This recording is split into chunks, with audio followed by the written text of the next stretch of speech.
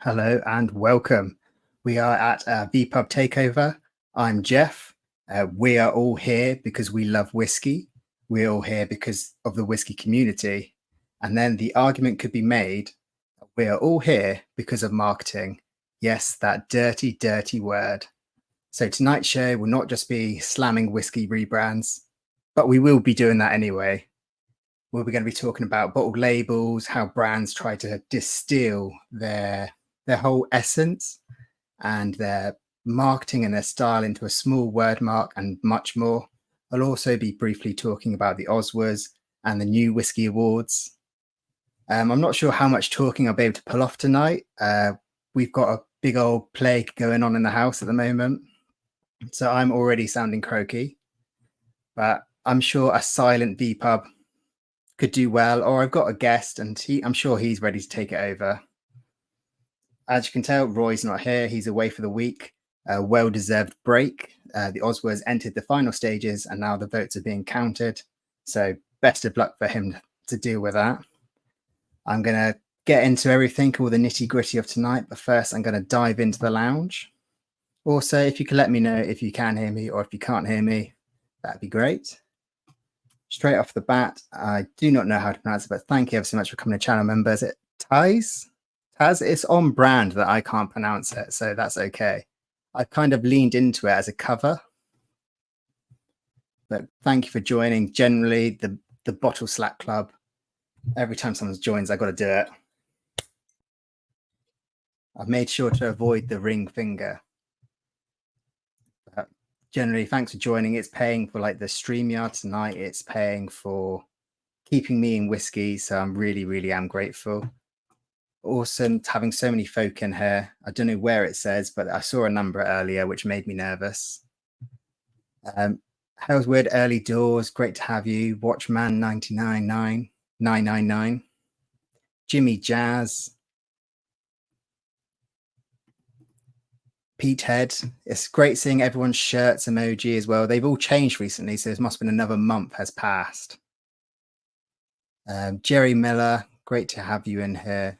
I'm going to try keep my eye out for the orange. So if you tag at Jeff space whiskey, it's a lot easier to type than try to spell Aqvavitae, or it is for me. I've got that saved on my phone now, so I could just do copy paste because I can never spell it right. Greg, great to have you here. Happy to talking about packaging despite indeed what's inside that counts. It really is. But I like some fancy looking bottles when they're in. Yeah, that's going to be part of the topic tonight. I can't seem to pull up the comments though. They don't seem to be working, but oh no, bear with me. Cheers, Greg. Yeah, it's going to be not solely about what's outside the bottle, but it's also going to be what's inside. It's not going to be what's outside. It's going to be what's inside as well as what's outside, because you can't get to what's inside without going what's outside. In my head, that sounded very wise. Not sure if it came across that way. So let's first dive in. So with the Oswars being closed, fingers crossed you'll manage to vote. I know I left my People's Choice to the very last minute. Did anyone else miss their votes? I think a few people were leaving it to last minute to try come up with a People's Choice. And while I've been a contributor, I've only this year found how much work goes into it all. So big cheers to you, Rolfie. You really kind of brought this in. It's a crazy ride. And the only reason I can say that is I've launched my own awards and brought Vin from No Nonsense Whiskey in for the ride, you know, cashing in on his name as well. It's a much smaller award ceremony for the growing English whiskey scene. It's really kind of started because of you barflies. During the announcement, there was a bit of chatter and it was saying, you know, oh, you should do this. and then I'm that easy to convince. I'll include a link possibly in the chat if I remember how, or there may be some moderators, I'm not sure. Either way, they'll put links down below, or just go to englishwhisky.awards.co.uk. You sadly can't Google it because I've made a huge glaring mistake with the SEO setup on that page. So it currently can't be found, but leave me to deal with Google on that. They're only a small independent company. I can take them. But yeah, the English Whisky Awards, fully community led. The voting is open now. And there's been some questions. So I'm going to use this like little brief intro as a way to just give a little rundown, get the admin out of the way. And then I'm going to fly on through and so I'm seeing some comments. Is it me that's buffering? It could be. I am in the internet at the back and beyond. It could be my wife's on Netflix, so I might send her a message and say, this household can't handle 2 internets at the time. But the English Whisky Awards is gaining quite a bit of traction, which is a relief because I've invested far too much time into it. So if you could vote, share it around, super grateful. Only vote if you feel confident in it, but I have included some bonus questions at the end to try get a feel. I think I have prepared some slides because I'm very much a visual learner, as well as it should hide this hand. No one wants to see the jazz hands too much. If I can remember how to do it now. There we go. So yeah, the English Whisky Awards, dodgy branding. We won't talk about that. And I'm just going to use an excuse to fly through some quick questions, if you'll indulge me, before we get into the big meaty topic. Most questions came down to 2 points. One, which was put forward in the feedback, was that in the future, it could be beneficial providing choices for the category. So there's only 3 categories, which I cannot remember. No, I can. I can do this. Be brave. It's the best value English whiskey, best English whiskey distillery, and then best English whiskey, like the summer up. And in there, I've left them very open. So we've left 3 text fields where you could submit up to 3 bottles and you can add in whatever you like. We have kind of toyed with it a lot, whether we should do what the Oswards do, and that's get a group of core contributors to put forward their preferences. But with English whiskey, I felt it was too new. If people put forward some real, maybe amazing liquid, but unheard of bottles, people won't vote for them. So I want to kind of give everyone free range. It has led to a bit of variation, which is completely fine. It's a little bit extra admin, but it's always been easy to tell kind of what bottle goes with what. So hopefully that kind of covers it about the reason why we've not got a preset list and it's just a free-for-all. Just seeing, if people ask, I can see if I can lower the resolution, if that would help. I'm seeing Greg's, I know you sometimes battle with internet as well. So if anyone else is battling with internet, I can see if I can lower the resolution to make it a bit easier? There you go. I've kind of degraded myself. If that's any better, let me know. So I'm no longer HD, which I'm sure you're all very grateful. Yeah, something's coming through. Anyway, moving on. If there is more issues, do let me know and I'll check it again. The other question that people keep saying, I think it's only been raised twice, is that it's quite close to the Oswards. And yeah, I completely see that and I fully agree. It wasn't necessarily my plan to release it so soon. But in truth, I didn't want it to fall into December because that's like a real busy whiskey time. There's top tier lists to do. There's all the Whiskey Tube content, as well as everyone's busy. So I didn't want to do it in December. My calendar is looking wild for next year already. So I wanted to get it out. I'm very much once I start something, I want to push it out straight away because I've the attention span of a child. And I did check with Roy to make sure I wasn't checking on his toes. Got the thumbs up. So as soon as the voting for the Oz was closed, I was all in. It's something I'll review in the future. It does tie in quite well with the English Whisky Festival, which is run by Exploring English Whisky. And that's in Birmingham, I want to say. Sadly, I can't make it, but do let me know if you're going. So there's that one. Oh, and there was another question because I can't count. Let me just read my notes because I come very prepared. Is that will the bigger, more available brands have an easy win? It's a tough issue, and that's one that I've been racking my brains over for the whole of it. The more available a bottle is, the more people have tried it. Therefore, the more people will be able to vote for it. And that logic completely makes sense. And it's kind of a hard bit to get around. It's, yeah, I know it's a similar issue that happens with the Oswars, and it will happen with any online voting, community-led voting.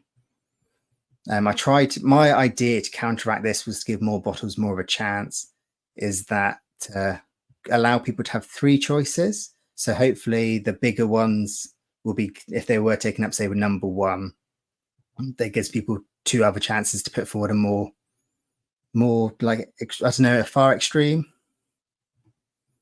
There was thinking in my head, but I don't know how well it's panned out. Again, let me know. It's all stuff we can work on next year. Currently, I'm not giving anything away. From skimming the submissions, it's all really tight. It's all going really well. So yeah.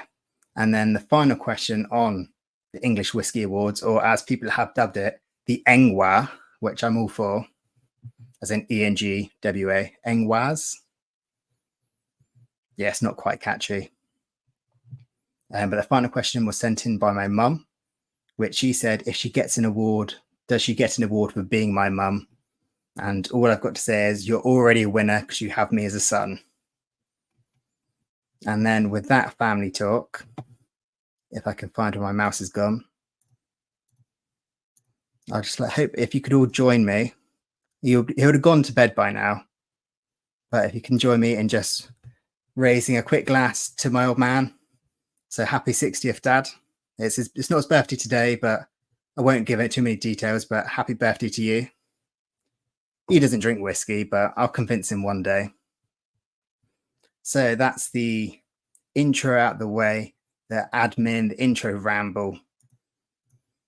Voting is open now, and the key dates, which I got wrong in my video. So I did a launch video about this, and somehow I had Vin luckily message me and say, I thought we'd agreed a different date, and we did, so it's completely on me. So voting closes on the 16th, and then the winners are announced on the 22nd. It's going to be a live stream on my channel because I just paid for a month of StreamYard. So it works out well. And yes, that's how tight I am. Lots of people saying cheers in the chat, which is awesome. Danny Keenan, new member, thank you for joining the Bottle Slap Club. I feel like I need to get more efficient at that. And then Highland Hamish, very kind of you. Greetings from Inverness, hoping to see some barflies at the Glendronach Whisky Festival this weekend. I imagine that will be phenomenal. Have a banging time. Not jealous in the slightest. Okay, very jealous. Lots of people wishing my dad happy birthday, to Jeff Senior. All very fitting, but I think that's enough of me rabbiting on. Is Rob, are you ready? Can I get a thumbs up? Again, that's not a thumbs up. That's very rude of you, but I'll allow it. How are you doing, buddy? I'm good, pal. How are you? Thank you for having me on. Grateful. It's less a gift me inviting you on, more me pulling you on to do my work for me. I just sit in the sideline. You do all the heavy lifting, pal. No, I'm just gonna have a nap. I can feel my voice already going. So when that, I mean, now the podcast is on video. I think people are probably sick already about seeing my face. So I think I might have to slink up as well. You see, if Matt, you'll have a channel soon. You'll be slapping bottles soon. It's a slippery slope. I'm just riding on your and Roy's coattails. I wish I did the same. What is it you've got in the glass at the moment, buddy? So I am, as I already said in the chat, I am on an English flight. I know we're quite biased, you and I, but I've also stepped up a little bit and gone full bias and gone for Cooper King, Yorkshire Distillery. Yeah, this is the closest distillery to where I live, near Leeds, and this is their first release beyond their inaugural, to their members. 48%, it's pretty good. Pretty good. Definitely young, but it's got a lovely spice to it. So yeah. How do you find young whiskey? So I'm currently on a Lockley third crop. Well, and this is, you can tell again, it is a young spirit. I'm very much a fan of young whiskey. Whiskey's a strange thing, isn't it? It's a few places you can say I'm a fan of it young, can't you? These some dodgy sentences coming out. If someone clipped this. Well, I think the majority of whiskey drinkers are drinking young whiskey. If you consider all like the Bells and the Jack Daniels and all that stuff. Yeah. But I think our benefit is for drinking young Scotch whiskey, especially new young Scotch whiskey, is it's designed to be drunk at a young age. Yeah. I think that's the secret. And I think people are getting more wise to that now, which is great, and it's great for these up and coming brands. But yeah, I think it's definitely still got some edge to it. In the case of the Cooper King, definitely some edge to it, but it has some lovely warming spice, which is perfect for this time of year. So. And many other English whiskies are available just to cover ourselves. I mean, yeah, of course, there is Filey Bay in Yorkshire as well. So representing your local area, I like it. Yeah, I've made sure I'm not covering any English whiskey until after the awards just to avoid it. I've had a video I've planned to do for 3 months now. 2 bottles are very nearly empty, but I can't touch them until after because I don't want to be led as biased in any way. DBH in answer. So the sunglasses are not purely for fashion. It's nearly a year ago, maybe 2 years ago now, I had Bell's palsy.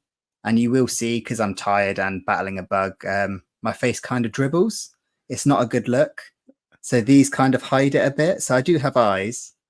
But yeah, the sunglasses are my cheat code to have full lights on without affecting my face. It's iconic now as well. Yes, I've gone too deep into it now. It's like with the shirts. I wear these all the time in the summer. I'm currently freezing. Like, I meeting you for the first time in person, and you didn't have the shades on, and it threw me off. I was like, I had to double take. I was like, I recognize the voice and the shirt. Yeah, who's that shrill, navid voice in the man in the jazzy shirt? Who let that child who looks like he's seen some things in? Right, so shall we dive in? So the reason I brought you on, I always lean on you, and I'm very grateful for you saying yes. And that is, we kind of have a similar industry we work in. We're kind of creative-y, markety types. Is that fair to say? We kind of fall in that umbrella. Yeah, definitely. So we are scum of the earth. Yeah, people hate us. Yeah. And with that, let's get this. See if I can get the car, as you mentioned. You mentioned, so it was in the green room before. I was running late. Rob was way early on time, which was brilliant of him, and I let the team down. He mentioned this looks like a car, this layout, and I can't unsee it. So join me as we drive through Whiskey Marketing School 101. So the wheels don't fall off. Yes, the wheels never got put in. I'm running on a Mickey Mouse spare tire at the moment. So the first one, so this is going to be all about different areas of marketing and whiskey. It's not all about labels. It's not all about rebrands. I wanted to kind of create like Christopher Nolan. I've Christopher Nolan this. So we don't have a linear story. It kind of juts in between different points. It will go awfully wrong, but please enjoy the ride. We've got Whiskey Liberation Front, Lee J. Great to have you here. I remember meeting Jeff for the first time at Birmingham train station. The only reason I spotted him was down to the bright Hawaiian shirt. It's a bold look. It really is a bold look. I like the fact you've gone for a subdued Hawaiian tonight. Yeah, it's this. Yeah. I'm in full dad mode now. I have to tone it back. You know, my child's getting to the age where I can embarrass her. So I'm toning it back a bit, ready to release the really awful ones. But I've noticed I like ones with a black background. One, because it makes me easier to see from the background when I'm filming, and also I feel like I'm a bit more grown up. Yeah, exactly. I feel exactly the same. Smart black shirt. It's the dream. We're millennial men. Yeah. Or we're just millennial. We got to wear a black top. That's kind of like black top, Vans. What else do we have to wear? We've said this before. We're very scarily similar. Born in the same year, have the same job, have the same hobbies, wear the same things. I think you're just leveling it up with the sunglasses and the Hawaiian shirt for me. Yeah. Yeah, I saw Need to you get the had normal plastic on it. glasses, and I'm like, oh, wait till you see this. And very grateful to Roy. You should be on holiday. Happy birthday to you. Yep, I'll pass on the message. It's very kind of you. You didn't have to. I'm very grateful for you asking me to take over, because I like being out of my comfort zone, and I like how this little banner covers me beautifully. I'm like a grouch in the bin, kind of looking over. And yeah, Rob is a celebrity, the man of Dramface, the voice of Dramface, I would say. There's other people on the podcast. We don't pay attention to them. It's you who carries it. I'm not sure about that. There's not many episodes that I've listened back to, and I apologize to everyone who has to deal with it, and especially Roy having to edit me as well. So, yeah. Yeah, I think he's been smart not to invite me on. He'll have to just edit me fully out, it would be, because I'm sure I didn't get kicked off the Oswars. I made an erectile dysfunction joke within 2 minutes of being invited on by Roy. It's a talent. We have a very high bar podcast. Yeah. Eyebrows, moving very swiftly on. So the first topic, and it's all a bit jibber jabber, and yet we are very much brothers from another mother. I think that's fair to say. It's getting strangely worrying. Yeah. But while we're both millennials, we're going to talk about the changing image of whiskey. I've not showed Rob any of this either. I like to keep him on his toes. And I was working on this maybe 10-20 minutes before I joined this, so do bear with me. There is a quiz at the end, and if you don't all get 10 out of 10, yeah, you don't get 10 out of 10, I guess. Not really more to say. And that is, so I want to dive into whiskey marketing. So what I've done is, this is a quick image search, some of it stock images where you'll see a watermark. I'd quickly focus on cinema mode. So these are all stock images or whiskey marketing ones that I've pulled off. And I think it's fair to say these are not the standard traditional image that was whiskey. And it's great to see there is a change in marketing. I don't know if you've seen that, but a lot of brands are changing their demographic, or they're trying to get to a younger market. Yeah, definitely. Especially, I think it's good that you've pulled Chivas, because that's definitely one that I've seen a big gear change with. Huge, and, yeah, man, yeah. And she's good, to be honest. It's good to kind of change that kind of idea of old stuffy cigar jacket, like whiskey drinking old men, and it's a modern drink. And I think it's people are moving away from white spirits, vodkas, and gin. Well, I mean, gin's it's still having its moment, isn't it? But I think whiskey's definitely coming around to it. So, yeah. Yeah, and you highlighted Chivas, yeah, bang on there. Even their marketing spiel and their agency that put the brand together was to focus on Gen Z. That was their goal. And the image, say in the middle as well, I want to give props to our Whiskey Foundation. So they got a bunch of distillery brands, from what I can tell, to pay for different photo shoots to provide free stock images of modern whiskey drinkers. So that's a pretty cool thing. So that's what the image is taken from in the middle. I'm all for free stock images. I'm a stock image thief. Like, if it's on Pexels, I'm sure every website I've used is Pexels. I was going to say, the fact you know what Pexels free stock is. Images, yeah. So it's just free stock images. Giving away our secrets. And with mentioning Chivas, I had to take it. So they even I've discovered they were going to drop the Regal name, so it was going to be referred to as Chivas. Okay. And then the marketing team were like, okay, let's go in. Let's make it contrasting. Let's make Regal and tied in with what people see as modern Regal. And it was quite cringy, I thought. But the term was, let's make this like Beyonce and Jay-Z. So let's make this modern Regal. And I thought that was a bit cringy, but they've done a great job with the remarketing. Yeah, I think it's definitely Gen Z. It's very on the nose. It's very it's unashamedly doing what it wants to do, and I think it's good that it needs. I think it's good that brands are confident enough to do that and kind of step out of that kind of comfort zone that's safe. And I think Chivas, especially being such a big brand as well, I think it's good that somebody is doing it.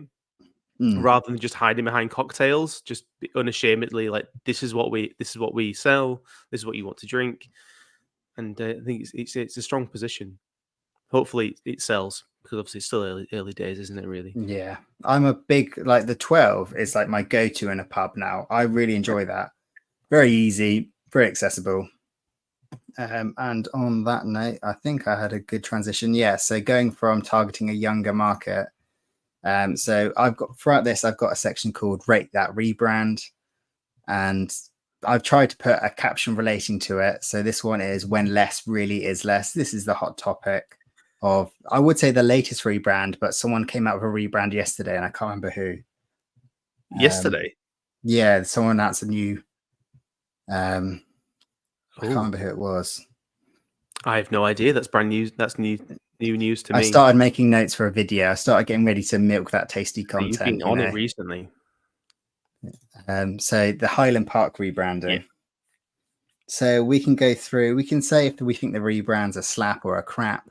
I've kind of brought in different marketing tools and that lot. And for me, I'm going to start off and saying I don't hate it, but I don't think it matches Highland Park or Highland Park as I know it. Yeah, what your thoughts are? Yeah, so this is to say you want a slap or a crap. I think this is a wet handshake. This is it's like this mark again. We do this all the time with the branding stuff, don't we? But yeah. This mark's lovely. It's a really nice refresh. I know it kind of crap. Also weird.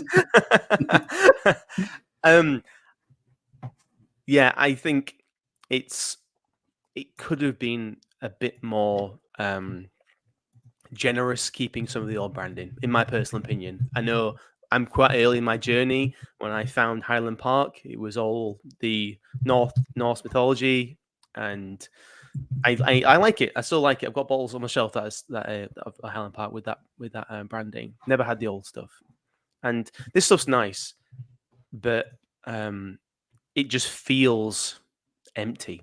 It feels It feels like it needs more of that. It's great that they've kept the H. I think the H is great. I think I sign up to the club and you get the little lapel pin. It's a nice little mark. And I think there was somebody in the Dramface writers chat who had it in their hand, and it looks so much better in hand, like a lot of these new rebrands do. Yeah, like the recycled paper. But yeah, I don't know. It's just a bit. Yeah, it needs to dial up to 11 again. Yeah, I agree. I think that, and everyone else seems to be agreeing as well. And it's true. I really like it, but not in this context. I felt the Viking thing was it was done very much. They took a lot off the surface, but I felt like they could have done less surface. So strange metaphor, but dig less on the surface, but dig deeper. Yeah. So maybe not had it so in your face, we are Vikings, but had Viking, but with a story. But like you, I grew up, but my whiskey journey was the Norse mythology. Mm-hmm. It was the Valkyrie. It was the Viking honor. Like maybe don't call it Highland Park 12 Viking honor. Just call it Highland Park 12. Yeah, absolutely. Yeah, all these like silly like branding names and stuff. But yeah, so I mean, sorry, just think a look at this branding. It makes me think of the 15-year-old when they brought the ceramic bottle out, and like obviously this is very stark contrast when it's literally gone from black to white. But to have that 15-year-old in the white bottle when it still had the embossing on the bottle, it looked great. And maybe they could have just color shifted this and gone from black to white. Yeah. But maybe it's I think that's a good way to do it as well, color shifting it, because I'm not a fan of silver. I'm very much against. So a lot of my work I do with accessibility, and that is ensuring like high contrast readability on websites, like people who use screen readers instead of a mouse, all that stuff. That's my area. And so when I see something shiny, it really diminishes contrast in certain lighting. So I wasn't a fan of that, but overall I prefer, especially. So this is the range over the years. So we've got, I'll quickly hide us. No, that's me. That's not what I wanted. There we go. So you got the sunset bottle on the left, which is quite well loved. Yeah. And then I've seen the one next to it. I've seen that on shelves, and for me, it didn't do anything. Maybe the Viking one was too far, and then the latest one for me either not changed far enough or not committed enough to a rebrand. Is just more of a I don't know. I was going to say a wet fart, but it's not that, because a wet fart's bad. It's just, I mean, so in my initial instinct was, why didn't they just go all in and make it look like the old brand? Hark back to the old one, but the mark, the actual the lockup is the same, with like the S on either side. Was the not as the one not before, but the one, with the orange stripe. I just think they just went for the black. I don't know. It's just a strong color contrast on the shelf. But anyway. I feel like they're going for, and based on all their marketing images like this one, I'm getting the impression that they're aiming to replicate being on a beach on Orkney watching the sunset. Yeah, so it's got those kind of colors. I feel like that's what they're going, and so this is the new 16 compared. So interestingly, I thought these were very similar. So this is an old 30-year-old.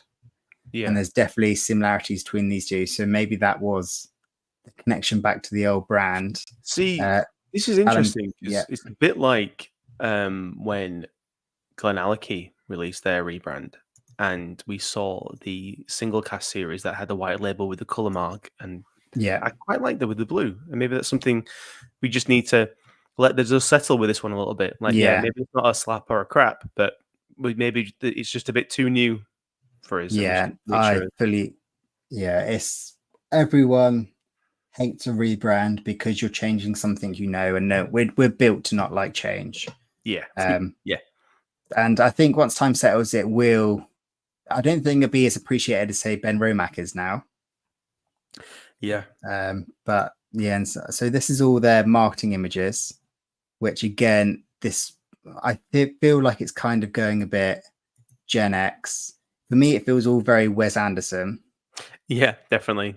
Color grading, very grainy, overhead shots. See, straight away you got an orange labeled one in the second from the left top row. You can see the colors are sneaking in, so maybe going white. We have just judged it too quickly. So it's just the introduction of the core range maybe is a bit of a. Do you know what? I'm gonna go against the grain. I'm gonna vote slap. Oh, so after us discussing, it's gone from being 80% to 64%. I think it is a bit boring, and Hales would say, Helen, you're bang on. I do think it's a bit boring, but I don't hate it. I like it, but not for this brand. Imagine, I like that they got the purple in reflection to the like Highland Park heathery note. The smoked heather, that's very much ingrained with their everything. But it's just, I don't know. Like you said, I think with time we could learn to like it, but I don't think we'll learn to love it. Yeah. Great to see you here, John. Is there a brand that's done a retro revival rebrand? Burger King's rebranding is sensational. It really is. Burger King. I've brought that up in so many meetings of how to go back to the original, but kind of make it more suitable. Burger King's a great shout. Lean on nostalgia. Yeah, and that's what we're great at doing now, isn't it? As a culture, all the films are remakes. Yeah. It's all tapping in. Like, I recently watched The Thing remake. The Thing was not even popular. Do you know the film The Thing? Is it Kurt Russell? Kurt Russell, yeah. That was a flop in its day, but it's now got a huge cult status, and now people are now trying to harken back and then doing back to it. So this is the two side by side. They're very different. The shape's still there. But it's amazing. It's amazing how many people hated the Viking branding, but it's in this context, it just shows how good it is, how iconic it is, how bold it is.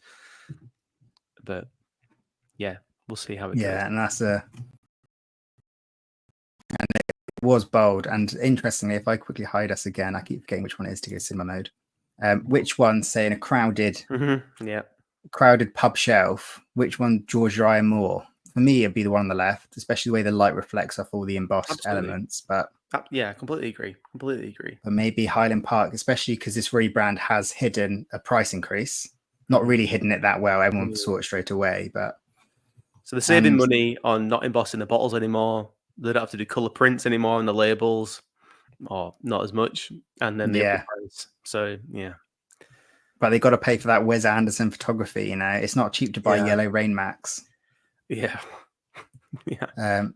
And interestingly, so they're sending PR stuff out. Obviously not to me, but I've seen people review it. Mark Litter did it on his channel with the PR pack. So it was a Highland Park 18 with the new branding on it, the new marketing, and then it came with chocolate sweets, which were shaped like pebbles, and then it came with perfume, which was sea spray.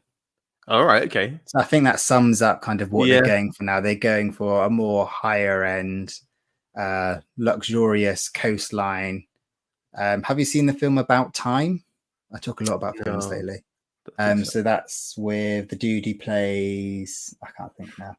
Either way, they have a big English wedding on the beach.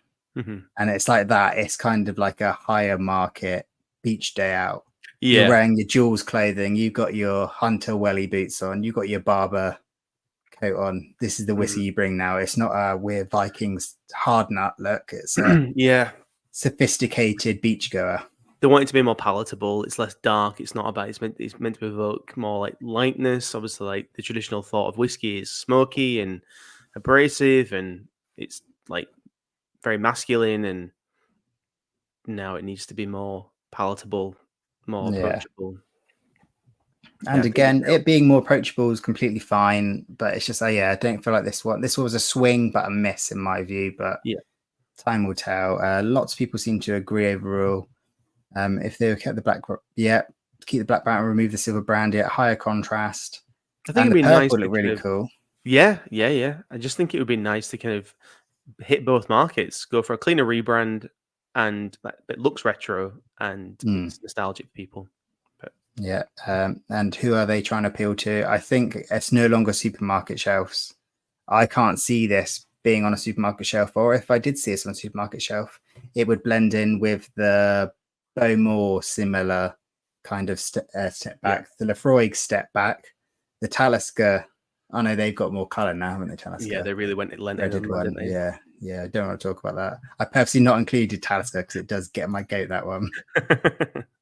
So we're going to say, so the people say crap, but it is close now, and you're a slap now, yeah. There's no middle ground here. I'm a middle ground. I feel like maybe leaning to more towards slap, but we'll see.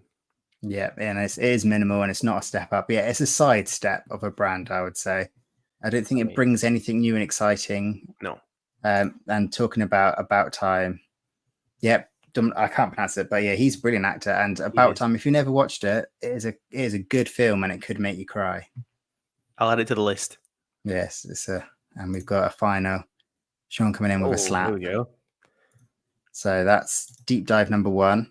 Colour me uninterested. So talking of side steps, we're now going to discuss another point of whiskey, which is practically does come down to marketing and presentation. And that is adding the dreaded E1050A, E150A, the caramel colouring, which does not look appetizing in that picture in the slightest. Especially in whiskey. Yeah. So I'm going to go all out and say I am for caramel colouring if it's disclosed. Wow. I think caramel colouring has its place, not necessarily in our enthusiast market, but it has its place in world whiskey ranges. It has its place for consistency for larger brands. But I think there should be, like, is it Germany that has it as law? Yeah, it does. Yeah. It should, no matter where it is, have a disclaimer. Because then we could then choose. Because I don't know about yourself, I know as a whiskey enthusiast, I would instantly look down on a bottle more. I'll be more harsh on it if I know it's got colouring added to it. Yeah. Which is not what they want. They want, their idea of adding caramel is a darker colour means a better whiskey. And that was the old rhetoric, which kind of stayed. So I think we all have thoughts on this. So I understand why, but we don't like it. I think it's just hiding the truth. So yes, please tell us tell us the ingredients. If it's got 3 ingredients in it, or it's got 5 with the color or whatever, please tell us. I think it's just, it's fair because we all know you're doing it. for the sake of consistency, I don't think it's. I mean, I understand why, but I don't stand by it. So but I have two points on this. So I have a friend who's really into his whiskey, and we were sat down doing a flight. This is actually during lockdown, and he said he picked out his favorite in the blind, and he said this one's the nicest, and it looks the nicest as well, and he lent so much on the appearance more than the flavor and analyzing it and like really like. I think if it was completely blind with like the coloured Glencairns, the glasses, he might have had a different outcome. But I just can't help think that he put so much onus on the appearance over the actual flavor and the experience. It's just it kind of spoiled it a little bit.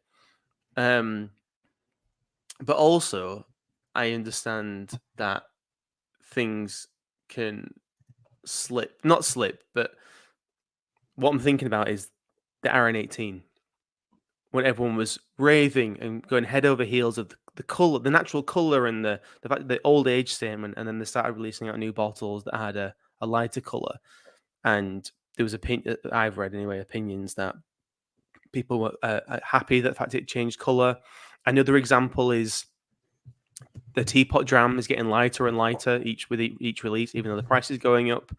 So I understand that like color still plays a big part in the whiskey world, but I think if we kind of stamped it out and we all just kind of understood this is the real world and this is what whiskey happens to whiskey, depending on casks or whatever, I think the more we move away from lean on color, the better. And maybe we should all just follow Lefroyg's way of thinking and just go back to coloured glass. But interestingly, so that's one thing I don't get as well. Lefroy, especially Lefroy 10, is coloured. Like, why do you need to colour that liquid? Because it's within a green bottle. But I think now's the time. So me and you both got a small sample of possibly I know you're going to do this to me. The darkest looking whiskey known to man. Yeah. So this is the Loch Dew. It is, was it 10 years old? I'm not sure. I've got a picture lower down. Let me find where that slide is. Oh my god, it even feels weird. Put it on my hands. It's there is an image of it somewhere. I don't know where that image is. But you're right. It's even like coating the glass. It's like it's completely stick. So this is fully colouring. It's probably more colouring than whiskey. It's 40%. That is. It's also now selling for a premium rate because of it's become so infamous. And it's like sour Dr. Pepper. Yeah, it does smell like flat. So I used to work unashamedly. I'm going to admit this. In my youth, I used to work at McDonald's. We all earn a living, and it looks and smells like the soda syrup. I'm glad you've tried this. I have. I've had a sip before. That's the worst thing, and I knew what I was expecting, but it's worse than I remember. It smells quite fizzy. Oh, that's grim. Right. Chin chin. People who are members, cheers for that one. Starting off strong. Oh, that is vile. That is God. Cold Bovril. Yeah. Oh wow. It's bad, isn't it? That's horrific.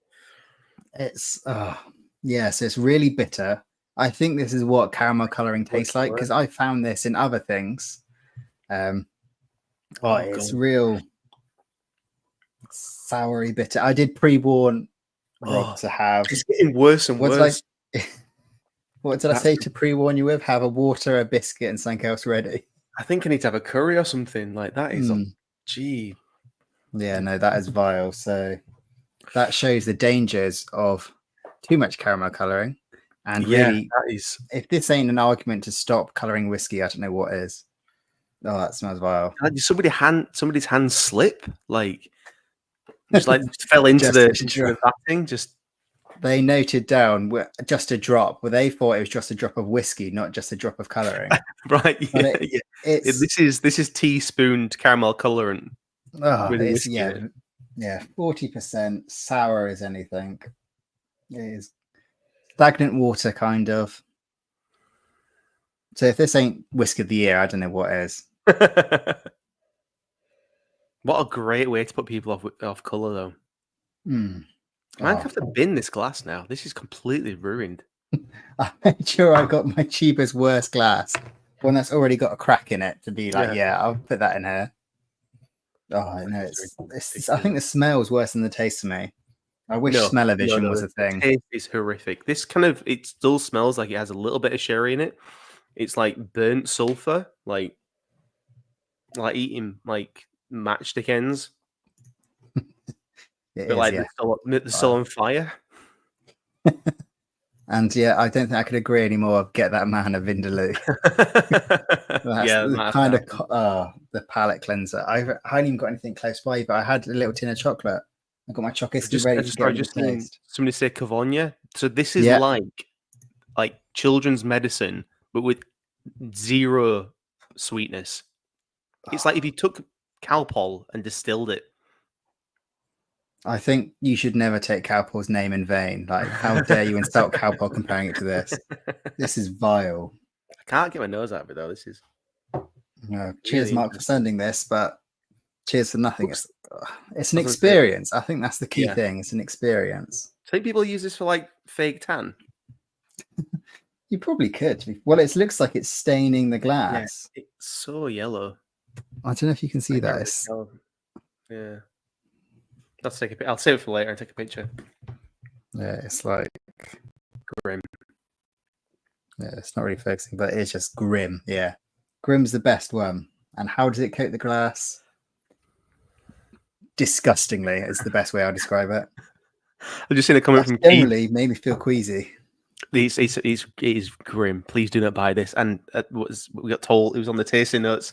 This is in 2004, the review from Whiskey Fun. This a true legend that goes for £150 in some circles, and this was in 2004. That is, I can't imagine people are buying this. It's well over £200 now in most places. Oh, it's just They've stopped producing it, and the bottles that are left are being sought after. I'm assuming just by how heinous it is, but apparently Scandinavia are big fans of it. Yeah, that's what I found. Maybe it's like, okay, so it's very bitter, very, very bitter. Are people using this for bitters in cocktails? Like, imagine what this would be like in an old fashioned. Awful, surely. I don't know. Maybe I don't know. It's really smoky. It's really kind of tar-like. Maybe that's its saving. Maybe again, like talking drops, like using like an Angostura bitters. Yeah, I think I'm giving too much credit. I'm just going to stop. Yeah, for me, you're praising it too highly. I can't think of anything because sometimes like cough syrup can be really nice, and like you can have a whiskey that has that kind of cough sippy, cherry, mentholy texture, but that's just bad. Obviously, everyone's views are welcome. If you're liking this, then I mean, give them the money back for a slap penis, a bottle slapper. Yeah, just don't look in the toilet once you've had this. It's worse than asparagus. It fully changes. Al saying aniseed. See, aniseed is a lot nicer than this. It's like, again, it's all these horrible things. Oh, these very strong flavors without sugar. It's like, I don't know. Does it have sherry in it? Do we know what the cask makeup is? I do not know. I didn't dare look into any more. Is it like a stainless steel like bin with new make in this in it? It's from Manickmore. Is it? Oh dear. What, 1% Manickmore, 99% caramel colour? Yeah. And Whiskey and Molly, Ben, I fully allow that. I'm on the Taskmaster catch-up as well. I've even paid for Channel 4 OD for a month to watch Taskmaster and catch up. So I'm not complaining. That shows my jam. Yeah, dude. So we've talked about colouring. I think that's enough covering for colouring. Thank you for that. So we'll move on to better whiskey. I'm going to put a lid on that, and I'm sure I'm going to send that to someone else. And just I'm telling them it's the best. This is Johnny Walker Blue, and then that is vile. Scraped off the door, Manickmore. When you see those videos, I don't know if it's just me sounding like what mat TikTok, cleaning, Instagram, and the rug cleaning that. Like, this is that liquid. So we're going to fly in for the next rebrand, rate that rebrand, and this one I'm referring to as texture is for the whiskey, and we are talking about Glenallachie. So there we go. Mixed to begin with. I think now most people on the pro side. Now it's settled. Or I think so. most people were kind of pro, but they also kind of like the Flintstone aspect.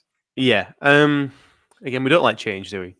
But it's another one of those bottles where the dust has settled now. We've seen the full range. They're obviously putting out the really high age statement and stuff with this, and all the different label combinations and stuff. Obviously, away from the core brand, which is full color, and then the wine series and the single cask. It looks nice. It looks nice. Yeah. And I think the same thing with Highland Park. Like the type, like the logo itself, is a vast improvement. Yeah. Oh, I love the type. Ooh. Yeah, man. Sorry, I just closed everything then. It's still running. I love the type mark of Glenallachie. I don't mind the type, like the word mark of the Highland Park new one, but it's not as good as the Viking etched one. That was all hand drawn based on Viking runes. It sounded like something fell down then. Was that me or you? It's I'm sat in the kitchen currently, and the washing has just collapsed. That's why the lives are brilliant. So most people are saying that is fine. They're ambivalent to the new one. Most 81% are now saying slap, so it's doing pretty well. I think it is a slap. It is an improvement. So they're the 2 word marks. I love the new Glenallachie one. It's almost. There's a font. What's the font I'm thinking of? Oh, this is how sad I get. I love fonts. I used to have a printed book that I made which had fonts in it. I went through and did all my favorite fonts, all my favorite typefaces, like ones that were I'd had to make a manual font out of them, and they're all listed alphabetically, and I used to thumb through it all the time. I was that sad. But super cool. Yeah, so the Glenallachie one, it's got a lot of character still. Yeah, absolutely. Like the slants, the points. This is the kind of, if as well with Highland Park, this is kind of the route I feel like they should have taken. It's still got personality. It's got a bit of sharpness. It's got a bit of uniqueness. It's highly legible. Yeah. Bold. And fun. I'm a big fan of it. I feel you could see this and you can understand that it is a Scotch whiskey brand. Yeah. And again, still Highland Park, the same. The Flintstone font, just doesn't. So, but I did just to kind of defend it a little bit, I liked the label combination. I know everyone who's watching this we are super branding, marketing nerds, geeks, but we scrutinize. I think that maybe everyone else does, but I don't know. But no, I think we're exceptionally sad. yeah. It's a bit like the Lagavulin, the 12 specifically. They obviously with the pill shape and the band across the bottom. It's iconic. It's such a beautiful looking whiskey, and with the special releases, it's just one full sticker. Okay, fair enough. It's got some lovely illustrations on it, but it's still not. It's not the iconic Lagavulin that we love. And I think with the Glenallachie, they should have kept it. They should have kept the pill. They should have kept that unique split print. Yeah. And I just think it's such a nice. It keeps it unique. They obviously kept the same bottle. But I don't know. I'm not a fan of this stacked card. No, and there's the little emboss, so you can't even see it on this image. So where you got the line down the middle, there's an emboss on the left. You can't see that. It's wasted space. It's a cool touch, and it's a cool thing. I can imagine in a marketing meeting where they're talking about it, that emboss would have sold it. They'd be like, "Yeah, we've got a cool emboss. We're providing 3-dimensional texture, all that jazz, all the rubbish we spill," and it's just lost. I think the 12 should have gone on the up, where that big gap is. If you're going to embrace foil, make it large, bold, and in your face. But was it Invery Whiskey Shop said Harry Potter? Flintstones are Harry Potter. Yeah, I'm waiting for the Lord of the Rings one myself. But there was someone mentioned, where's Roy saying about the colours? And that was my biggest pet peeve. Yeah, with the new range, especially the photos they put out. I don't feel like the photos, this highly washed, stylized image, really drained the personality from the color. I felt And I think to So, your point go on. about contrast and accessibility, the black on the dark purple, it doesn't Yeah. work. That doesn't fly. But then I again, have. in person, is Well, it going to look better? I don't know personally because I haven't seen it. so what I've done, so this is how sad I am. There's a system I use called like WebAIM, and they do Yeah. WCAG 2.2 is the latest contrast accessibility standards. And I've taken lots of screenshots of the purple for Glenalky label, kind of tried to find the average what that purple shade is, and then tested it against the black. Sometimes it passes, sometimes it doesn't. Yeah. That's how sad I am to go through. No, I'm from a photo. fully there. I'm fully there. We are those geeks. And things. Yeah, in Very Whiskey Shop make a great point. I'll catch up on the blabber before this. I tend to watch before the vPub, but I was in full prep mode, so I'll catch up on that. But they said, yeah, it's Christmas shop, and it's the Meikle Tour range, which really does work well with it. Yeah, I get that. I think it's good to keep consistency. It's obviously a bit like Leipzig and Tobermory. You can tell they're related, and I guess Glenalky wanted to do the same thing, which makes sense. Yeah. And Hackinson, I didn't like the branding, but I now prefer the new labels. Did not impress the 9-year-old range. So are they the ones with the white color? Yeah, they flipped it. So I don't know if it's the same color throughout the little back card, or if it changes for each one. But yeah. Interestingly, I don't know. Sam coming in saying, "Speaking Martin, thoughts on Lefroy's new tagline, unforgettable." I hope that's not true because that is horrific. As a dyslexic, that's my nightmare. Yeah, man. Yeah, accessibility. But I loved what was it? Was it Anything Goes? Well, I can't remember what the tagline was, but where they embrace the that whole ad campaign. Again, it's another iconic thing. They need to do that. Like they need to do that in the modern like setting because it worked. It was brilliant. And that's true. So we are the nerds. We are the nerds who get all passionate about this stuff. And for some people, and it's very valid, and it's a good way to look at it as well. So many brands don't sense check. They don't show the public before they release it. So they're all in their own one big meeting room, all telling each other how great it is. And then they haven't realized how far away from the brief or the goal of the project they've moved. So they do need to sense check it. I think Glenalky is fine. It passes sense check. Highland Park, maybe not so much. Maybe they didn't really reach out. Maybe a different audience. I think that's the argument for them. Is like maybe we're not the target market anymore. Where they're aiming for people who are getting married on beaches. One day. They'll have us one. Yeah. So what's the big space on the label for? Yeah. So there is a little embossed stamp in there, which from the photos I've seen in hand and when I've held it on hand, it's very, very faint.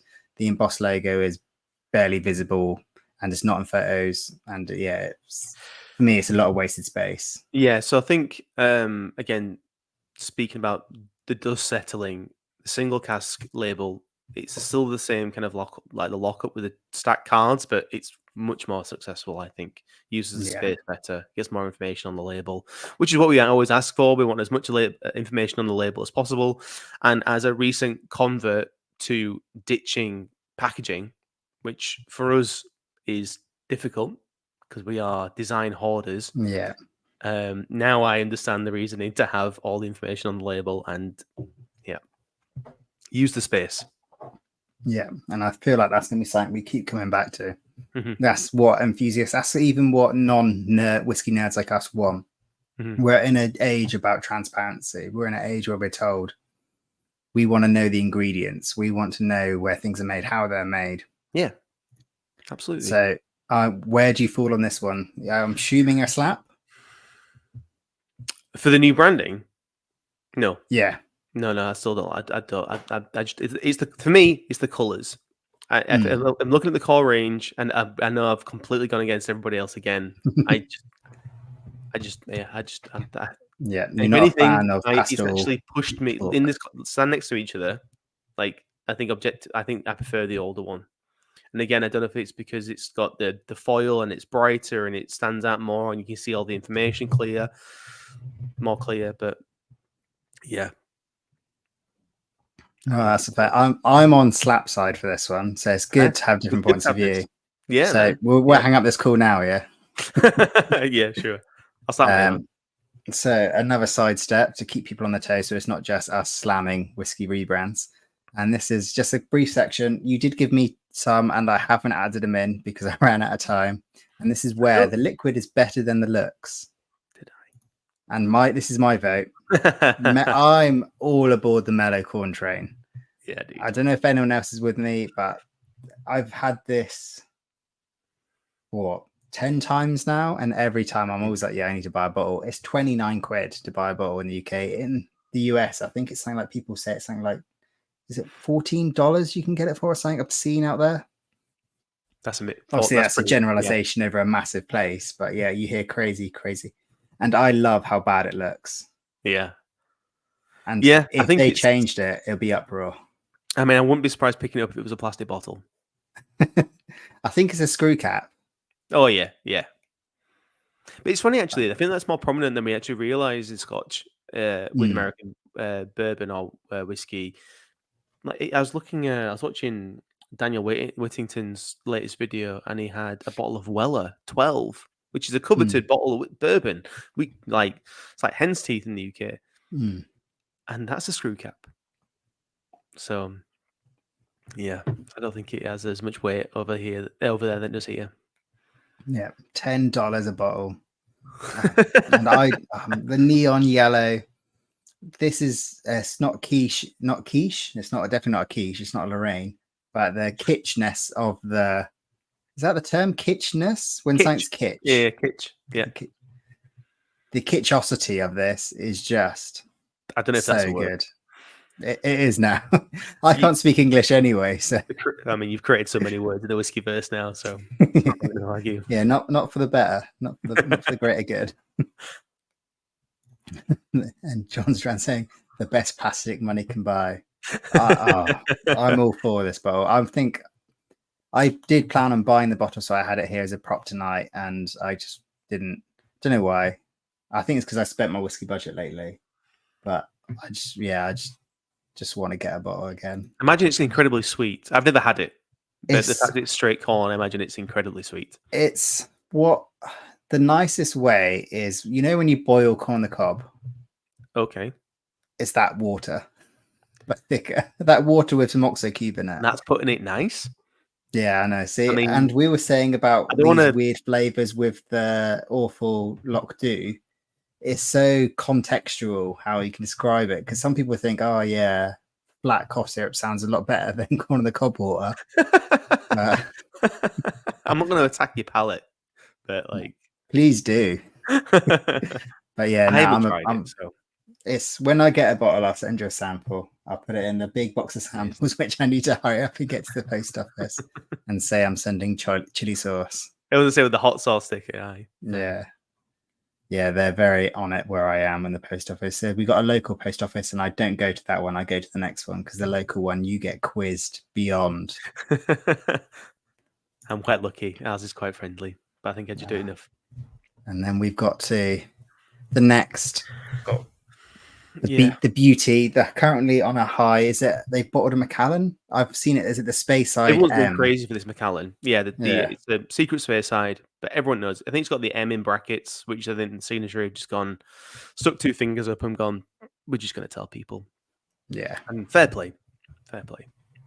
Yeah, no. And Signatory, I think they could do a good brand. They could really have a nice snazzy brand, but I don't think they'll move. There's no need for them to move. Yeah.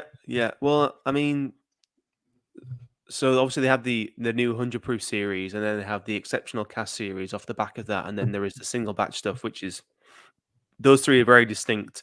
They're different to this labeling. Now, I don't know. It feels like this is very old now. It feels it's been around for a long time. It's quite long in the tooth. I wouldn't be surprised if this changes, but I really hope that they don't remove the information or the amount of dense information on this, because this is like you've listed everything out you want in the brief, and then they've just copy and pasted it from the Word document, just stuck it on a label and printed it. Yeah, they've no design went into this. They've literally got the header on the top of the paper, and they've Yeah. just printed the. And I'm all for it. I think they could do like a really cool, just tart it up, but Yeah, that'd be nice. and was it Ben said it about the tube? It's gone now. Well, are they getting rid of the tube, or boy, they doesn't know why they do a tube, and I don't know why they do necessarily a tube for this one. was it the only one? Well, they do the big tins for the I forget what the big bottle one. I can't remember The chunky ones, yeah. Yeah, I can't remember what the thing is, but it's because it's the cork's so top heavy, it needs it to kind of like keep it in position. But yeah, which is and there's format over function. There's a use for it. It's and you've got, speaking of things that you don't have a use for, Whiskey Games mentioning the Johnny Walker Blue Label Ice Chalet, which comes with its own puffer jacket. That's just throwing money. I don't want to jump ahead, but we're not. Is that being talked about tonight? You wanted to talk about that tonight? No. So, it was on the list of things I wanted to talk about, but I couldn't bring myself to it without laughing. So I don't want to be telling tales out of school, which obviously is a Royism, but I heard on the grapevine, and please correct me if I'm wrong, because I'm just a very uninformed whiskey YouTuber person. But I've heard that the Johnny Walker Blue Ice is the first Johnny Walker that has been now marketed as a blend ingredient. So they are now, again, they are rebranding, but repositioning themselves as blend fodder, which is shocking. I feel like of all the Johnny, I think I think we all have a lot of respect for Johnny Walker as a blended, like stout, like brand in Scotch whiskey. And again, I don't think there was a review up recently on Jamface, and it's got high scores. But I think if you read the article, I think you'll agree, and I do. Yeah. And I think even though it's Johnny Walker Blue is so expensive, to then just have that same price and then reposition it as a blending ingredient, I just think it's just they've lost their minds a little bit. Yeah. Especially, I think it has Brawler in it as well, if I'm not mistaken. I think it came out that what the ingredients are, and it's like you really kind of like you're really rocking the boat now. You really and I know as a whole, lots of brands are rebranding to focus as cocktail spirits. Like Chivas Regal, again, they're doing a big push on it. It's a cocktail drink, but that makes sense. It's a cheaper blend. But this, like, is it 200 quid most places now? Johnny Walker Blue. I think you can. The normal one's is as low as like 130, but this is the ice release. Is obviously it's got the puffer jacket, it's got all the bells and whistles. And I tried a tasting the umami, the latest like special release, and that's like 200 quid. It's still 40%. Yeah, it's nice. I won't spend the money on it personally, but yeah, I don't understand. I'm not the market. Yeah. I'm a cheap Yorkshireman.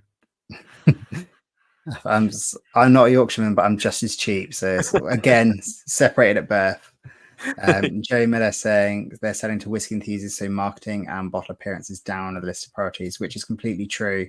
Yeah. And it's context. If you think there's similarities between this and Highland Park in regards, they're on a white label, a stylized type choice, and the difference is the context. This has been the Highland Park one has probably invested an awful lot of money into looking the way it does. While I don't imagine Signatory have invested a quarter as much, a tenth as much into the marketing.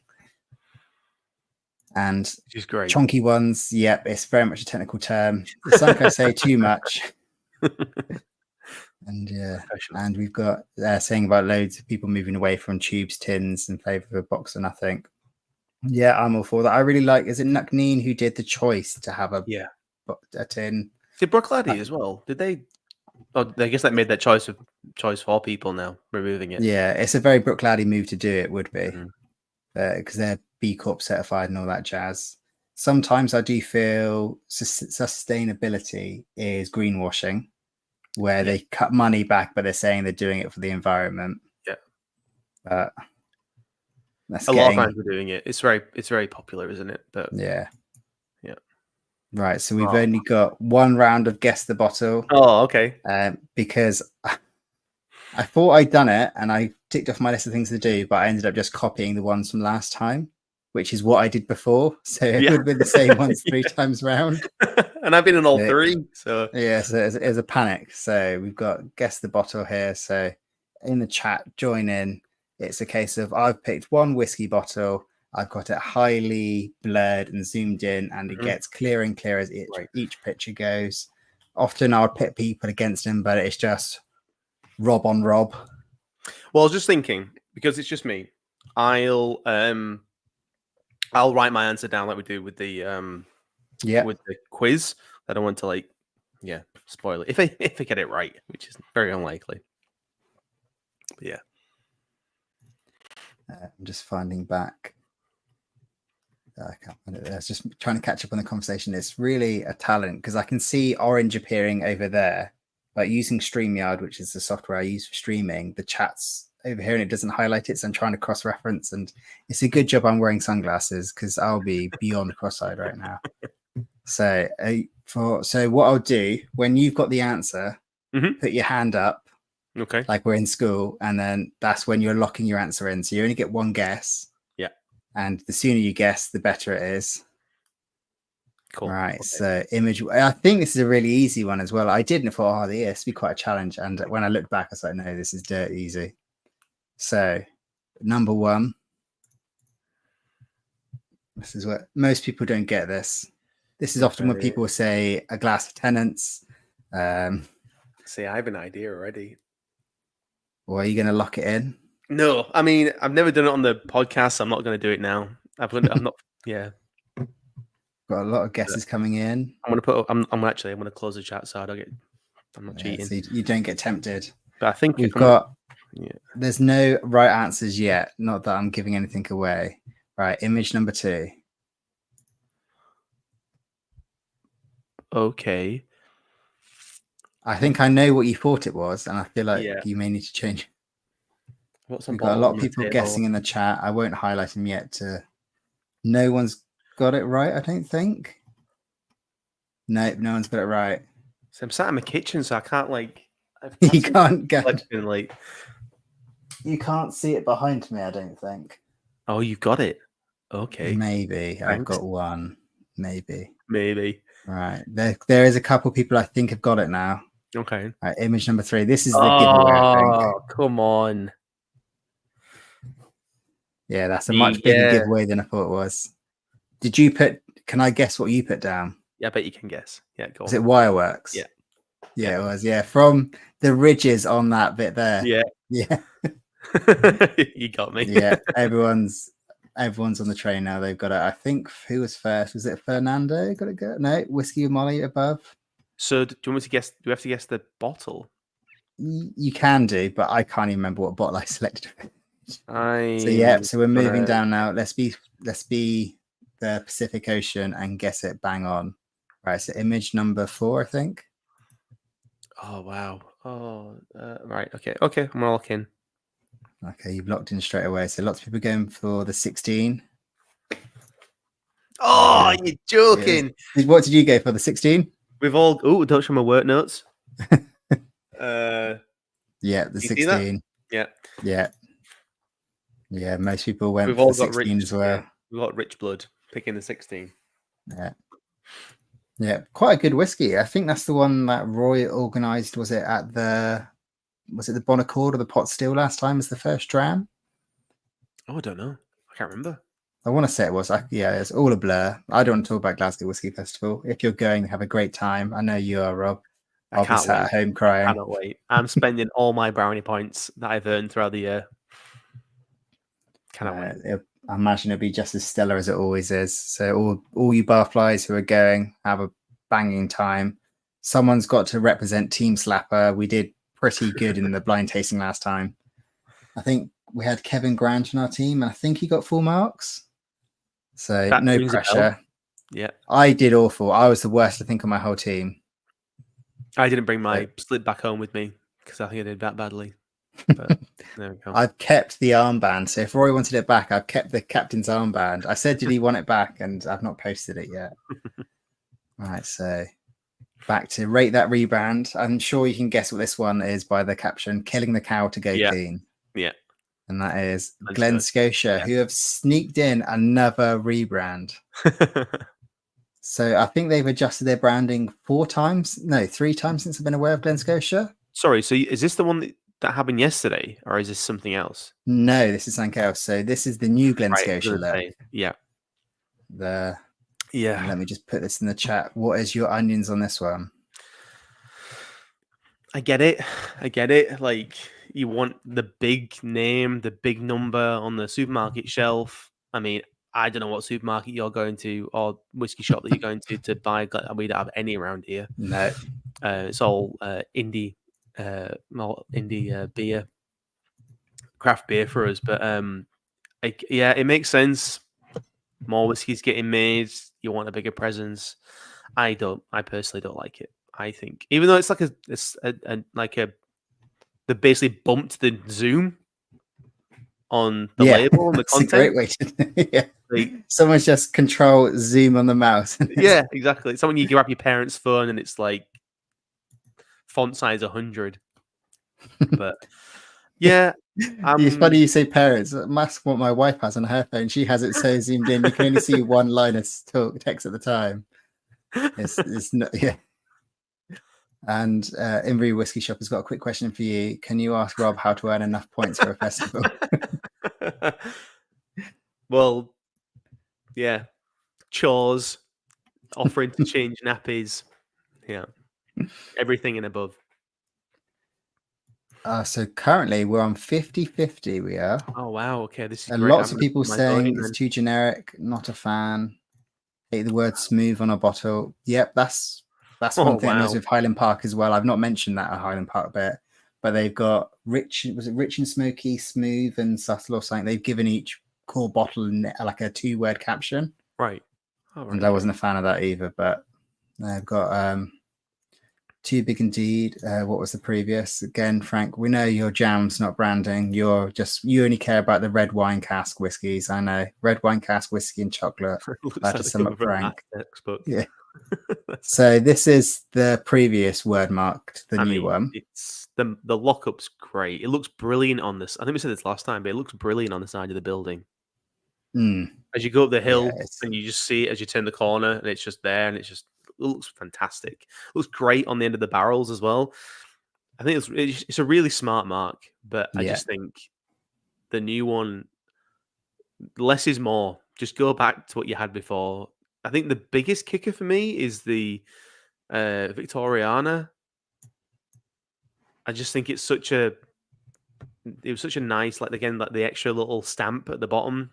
Yeah, I thought it was a really nice little detail.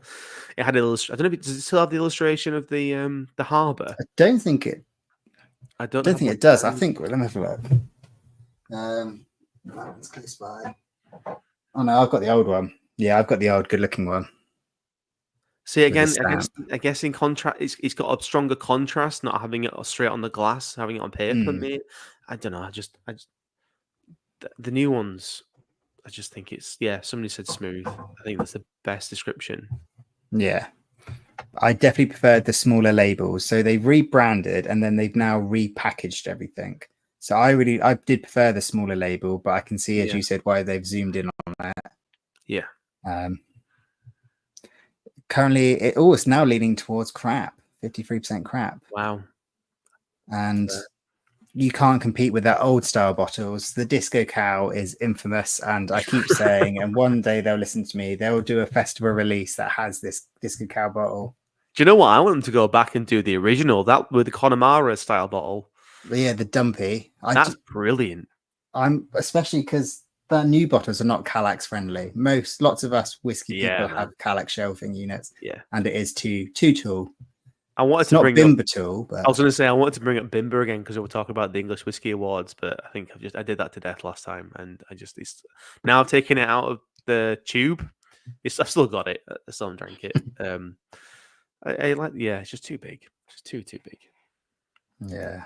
So, where's your onions on? Are you going to go slap or crap with the Glen Scotia rebrand? Crap. Yep. No, I'm the same. I like as you said, the lockup, the word mark, the emblem. All that's really smart. But their latest step they've done by diluting the bottles and it's not obviously diluting crap. It's a loose. Yeah. Yeah. It's a loose. It's a bready. You've had too many Subways for a while. It's a bready, soft stew. God, this. What has Roy let himself into, letting us take That over? high bar. Jeez. And then we're gonna go on straight into another rebrand. And this one's consistency is key. And one that you reminded me of, Compass Box. Yeah. Yeah. Lots of people as well. So it's ended on crap, the vote has. Which is surprising. I thought it would have been a lot more, pro people for it, but no. We've got Whiskey Molly saying Bimba meh, Helen saying crap, Reb being a fan of it. Oh, yeah, fair. And then, IKEA should replace it. Whiskey friendly shelves. They should do a partnership with Gregor to do the his custom Calex, or was it Billy bookcase? Yeah. So I wanted a Billy bookcase, but there was a big step in price, and being as painfully cheap as I am, sensible. It was, yeah. no, just painfully cheap. More budget on whiskey. So yeah, the new look of Compass Box. I mean, have they updated the Orchard House a little bit? Yeah. Yeah, I'll hide us. Okay. So Orchard House has had a full new illustration. It has. Let me just hide us. Reminiscent, isn't it? And there you go. Yeah, so Orchard House previously had the word Orchard's House going around the bell. So they've moved it out now, and they've just put in tasting notes to keep it consistent with the tasting notes within the images of each one. And they've got a new word mark for Orchard House. So they've very much embraced the railway sign. Let me just set up a poll so people can give me their onions on this one. I do like them. I love the fact they kept the peat monster. Again, keep it iconic, keep it like familiar, keep it nostalgic if it is nostalgic. But it keeps it all in a line. I don't think I like the new Orchard House label. I'm gonna be pedantic about it, but I guess consistency across the and like you said, like visibility, accessibility, that kind of thing. But all in all, I mean, it's stranger and stranger, isn't it? They do the labels. Yeah, I think so. Very expensive labels. Unbelievable job. I think practically faultless. I just think it's such a stunning range. Yeah. Sean saying rip the Spaniard. Yep. Yeah. So the Crimson Cask is the one that's killed Story of the Spaniard and Spice Tree. So when I was chatting to him at the London Whiskey Show, they were literally the elements of both of them have gone into this new Crimson Cask. And also, interestingly, there has been a price increase for Compass Box lately. Yeah. Which is a bit painful. You've got to pay for that stranger and stranger bill. Yeah. I remember the Whiskey Tribe did a live stream maybe 3-4 years back for one of their bottles. They approached Stranger. And I can't remember the amount now, but it was ludicrous. Off the top of my head, I want to say it was like 20,000 for the initial sketch to get as far as that point. And they're like, yeah, we're not doing that. But they do look awesome. Oh, man. And I really like the railway sign at the top. So, yeah, that's the new Orchard House. So there's the change of logo. So it has lost a bit of personality. Oh, wait. But they've kept the shape. Oh, no. I mean, is this right? Okay. Obviously, it'd be great to see the full set. I'd be devastated if they dropped the original that with the curved in the God, I'm going to have to think back to GCSE maths now. The is it protractor? Compass. No, the compass. It's called the compass. Yeah. Yeah. To lose the band, that I thought that was a stroke of genius. What a fantastic little piece. It's been. Can you see it's on the bottle at the top? Yeah, you can see it's still part of it, but it's actually from the logo itself. It has been bumped off the logo. Oh, what a shame! So it's now a brand asset instead of part of the brand. But I'm fine with that. I like that they kept the curve. They've just flipped it. It's gone from being a smiley face to a sad face. But yeah, what's the word you mentioned it on one of our chats recently? Dogging. No, sorry, no. Karen, watch out. That bar's is coming down. Yeah. Debranding. Oh yeah, And I think that's a yeah, that's a D brand, definitely. I mean, yeah. look at the Orchard House. Isn't that? It's so vibrant. It's got so much depth. Like, man, and maybe again they couldn't have the same effect with the peat monster and the crimson casks and all that stuff. Maybe just they couldn't make it work. Yeah, I think Orchard House has gone from being the best label to the worst label. I think I like the spiral writing around it. It's now a lot smaller. It's definitely less contrasty. It's much softer, but I think that ties in with just notice the color. Go back to the comparison picture. Saving grace. Look at the foil on the new bottle at the top of it on the cork. Oh yeah, it has got it still. We've kept the compass. Perfect. So that would be peeled off and lost, but it's still there. That's true. Sorry, I kicked you while you're down there. I think they've kept it the same while slightly adjusting it. For me, they've still got their toe in their heritage enough for me for it to be a solid slab. As a set, it's brilliant. But yeah, I think they've lost something with the Orchard House. I might have to buy a bottle actually, just to reminisce. It's just a shame the price has increased. Orchard House is a bottle which I probably drink the most. Lockley Orchard House are all easy summer whiskies which are very fruit forward, and that's what I go to as an easy one. Al saying it looks like a summer wine label. Yeah, it does. Good wine though, not like the basic wine. Calipers is what you're looking for, apparently. Whiskey and Molly. Yeah, I didn't have that at my school. We learned about tractors instead.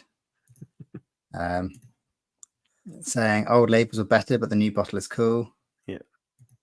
And the words Orchard House are lost on the new label. Yep. So Orchard House is at the bottom now in that. Yeah. Green on green possibly doesn't pass accessibility, but I think it might do alright actually, to be fair. Just to be we'll test that later. Yeah. What you did at midnight tonight? Oh, I'm just testing colours. Yeah, my wife wouldn't put that past me. So we're going to now sidestep again to all looks, no cooks. So I think, is it Gen X term when something cooks? When you let something cook? I think it's. I know. I'm sure it's twisted from Breaking Bad. And I've seen so many like video edits. Yeah. Jesse, when he says let them cook, if you say let them cook, it means, right. Yeah. This is Brat Summer. This is going to be fire. And so this is the first one I'm putting forward. Well, all whiskey's personal, but for me, pants. It is on par with Jameson's as far as Irish whiskey goes, and it's triple the price. As in the liquid? The liquid, and I'm not a fan of the bottle either. It's the dribbliest bottle I've ever had. That is paramount to a whiskey design bottle. It needs to pour easy. Again, like Bimber, it's just too ungainly. That one just, I think Bladnick as well, even though it's a great little paperweight looking bottle. Yeah, just dribble everywhere. And I'm one again. I can't stand it when I pour a dram and it dribbles all down the label, and I have to try and catch it, and these just make it, much worse. John's drams with a valid point on Compass Box, how they didn't use their calipers for the A. Yeah. The only thing I can imagine the argument against that would be too much focus on the ass part of Compass. It is a mess. Yeah, it's really. My wife very kindly bought it for me because she thought it was a cool looking bottle, and that is the market. They even sold this with like, what's it? You have in bars, they screw it on the bottle to make pouring easier. It comes with one of those, a spout. Oh, really? That's how they know it's bad. It comes with a spout. I mean, straight away, it just screams cocktail mix. Yeah. The spout. All talk, no pork. What's going on here? Sorry, 1 second. So I think everyone's agree. And the worst bottles to pour: Sexton, Bladnock, single cask. The big square beasts, and Balblair. I've never poured Balblair, but I can imagine. Yeah, I can imagine. And then Peathead, big fan. It is distinctive, and it certainly is. And that's Yeah. what they're doing. It's the case of where the quality inside needs to be hidden by the marketing. Mm-hmm. Maybe it is someone's jam, and if this is your whiskey, all the power to you. But yeah, I like Irish whiskey, and this is one I've poured maybe 5 times since I've had it, and I never reach for it again. Yeah. I mean, it's got all the grooves on it, and it's got the little indent around the label. Maybe it's like the compromise is like you get a good grip on it. Yeah. And maybe that's why you need rich for their pleasure kind of thing. Maybe that's why it has the spout. They recognize that it's a terrible pouring experience, so they give you the spout to offset that. But yeah, and it's quite a cool looking little spout. I did have it next to me the other day, and it's got like the little skull emblem on it. But yeah, and then the next one, which I can't remember what I chose. Blanton's. Yeah. Have you had this? Wished football. I have one. I bought one a long time ago, but I've just never bothered to open it. I should really. In the early days of my whiskey journey, I went like Japanese and bourbon. Yeah. And grabbed one because it was on a good price, and it was struck. We couldn't really. It was hard to find, but it just looks like a weird deflated football. Yeah. But yeah, and the liquid is very. I know it's got a lot of hype around it, and whether that's just because of the cork with the little initials underneath it, or whatever it is that people do collect them. But yeah, I've tried it 3 times. Every time I've been like, that was a waste of money. Really? Right. Okay. Yeah, it's. I couldn't tell you which ones I've had. I've probably noted them down, but yeah, no, it wasn't. This whiskey potato with a horse on top. It just wasn't for me. It was. Yeah, it's. So it's interesting. It's still like in the zeitgeist. Like I keep watching I've been watching The Penguin, and it's in that. I didn't realize it's like. Is it? Yeah.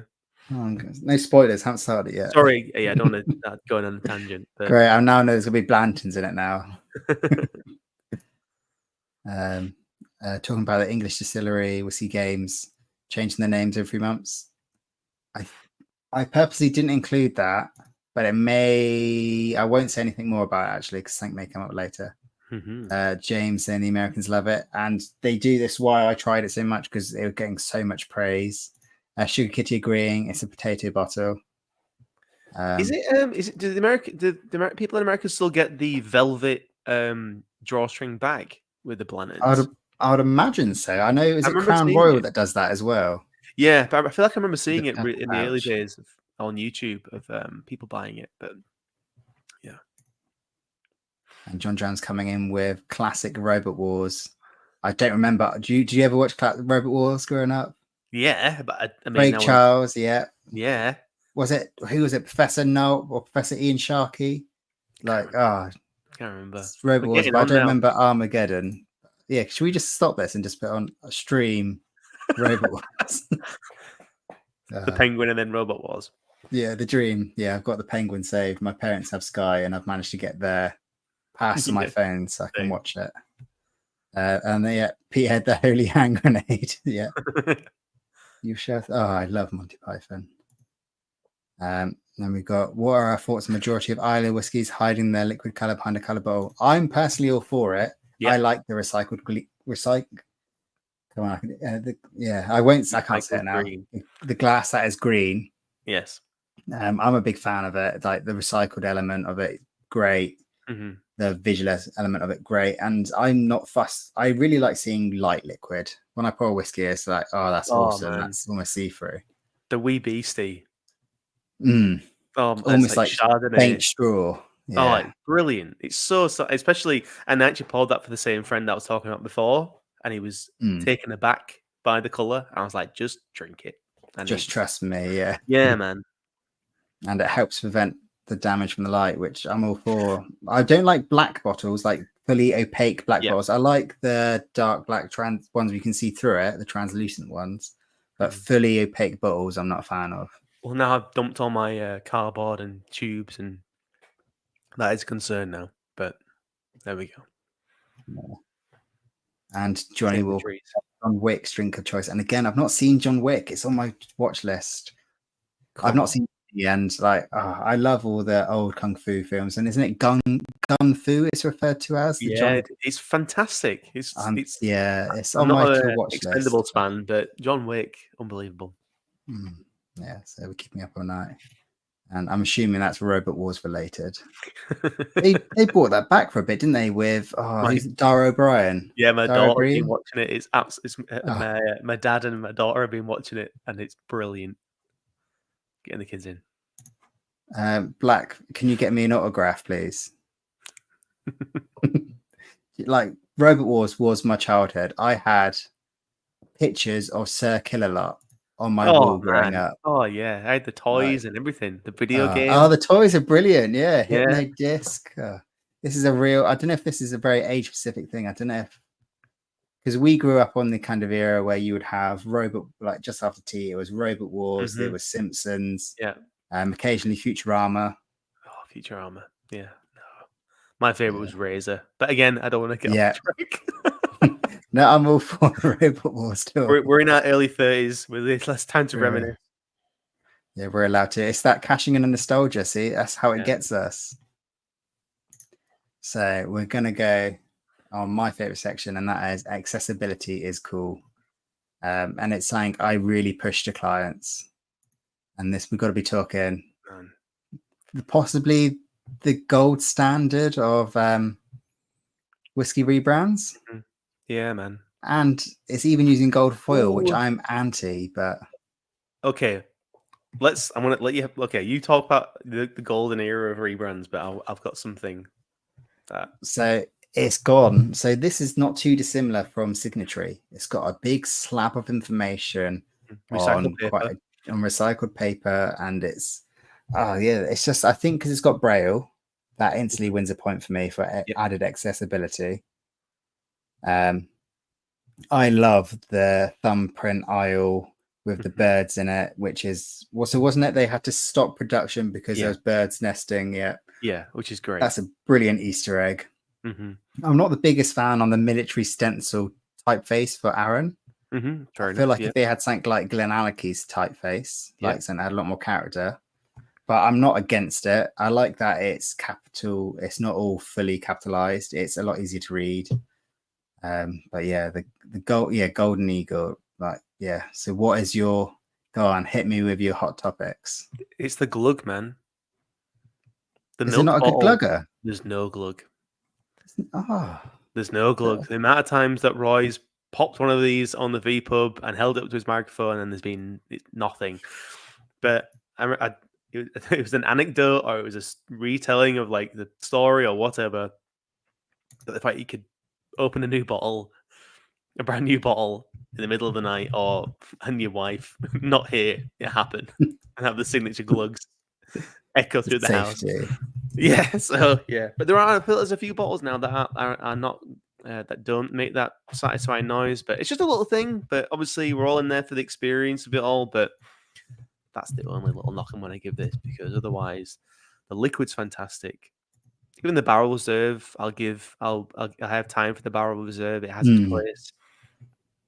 But like the sherry cask, unreal. I know you're a massive port fan. I'm flying through mine at the minute. It's especially again this time of year. Sorry, I've just seen your the latest poll. I have sidestepped from the whiskey ones. I couldn't think of the other ones. Was there Death Metal? Was that the one with the claws and the buzzsaw in the middle? I can't remember. All the spikes. Sergeant Bash. Sergeant Bash with the flamethrower. Yeah, that's my brother's favorite. Yeah. I really want to do now.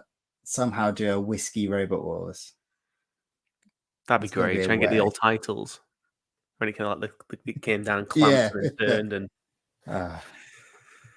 It's got to be set, surely. Yes, it really is. Growl, I don't know. Oh, Mr. Psycho was the one with the hammer who came in later, wasn't he? Another thing about the bottle as well, I do like. I mean, actually, so I finished off the 10 and the quarter cask in the summer and kept them because I remember somebody mentioning that they were keeping bottles to be used for water jugs. And I washed them out. I had them at Christmas, and just because it was brand new. We just moved into our house. We didn't really have anything but we had our first Christmas at the house, and we invited all the family over, and I used Aaron bottles as water jugs, and the bottom of the bottle is it looks like, I think it's meant to be like water reflections in the sea or something. That's cool. It just adds a nice little touch. I quite like it. Yeah. No, so I'm just going to quickly end the best house robots one and do the actual poll for Aaron. So what are your thoughts about the changing of the type? Because quite a few people, that was the people's least favorite part of it. Mm-hmm.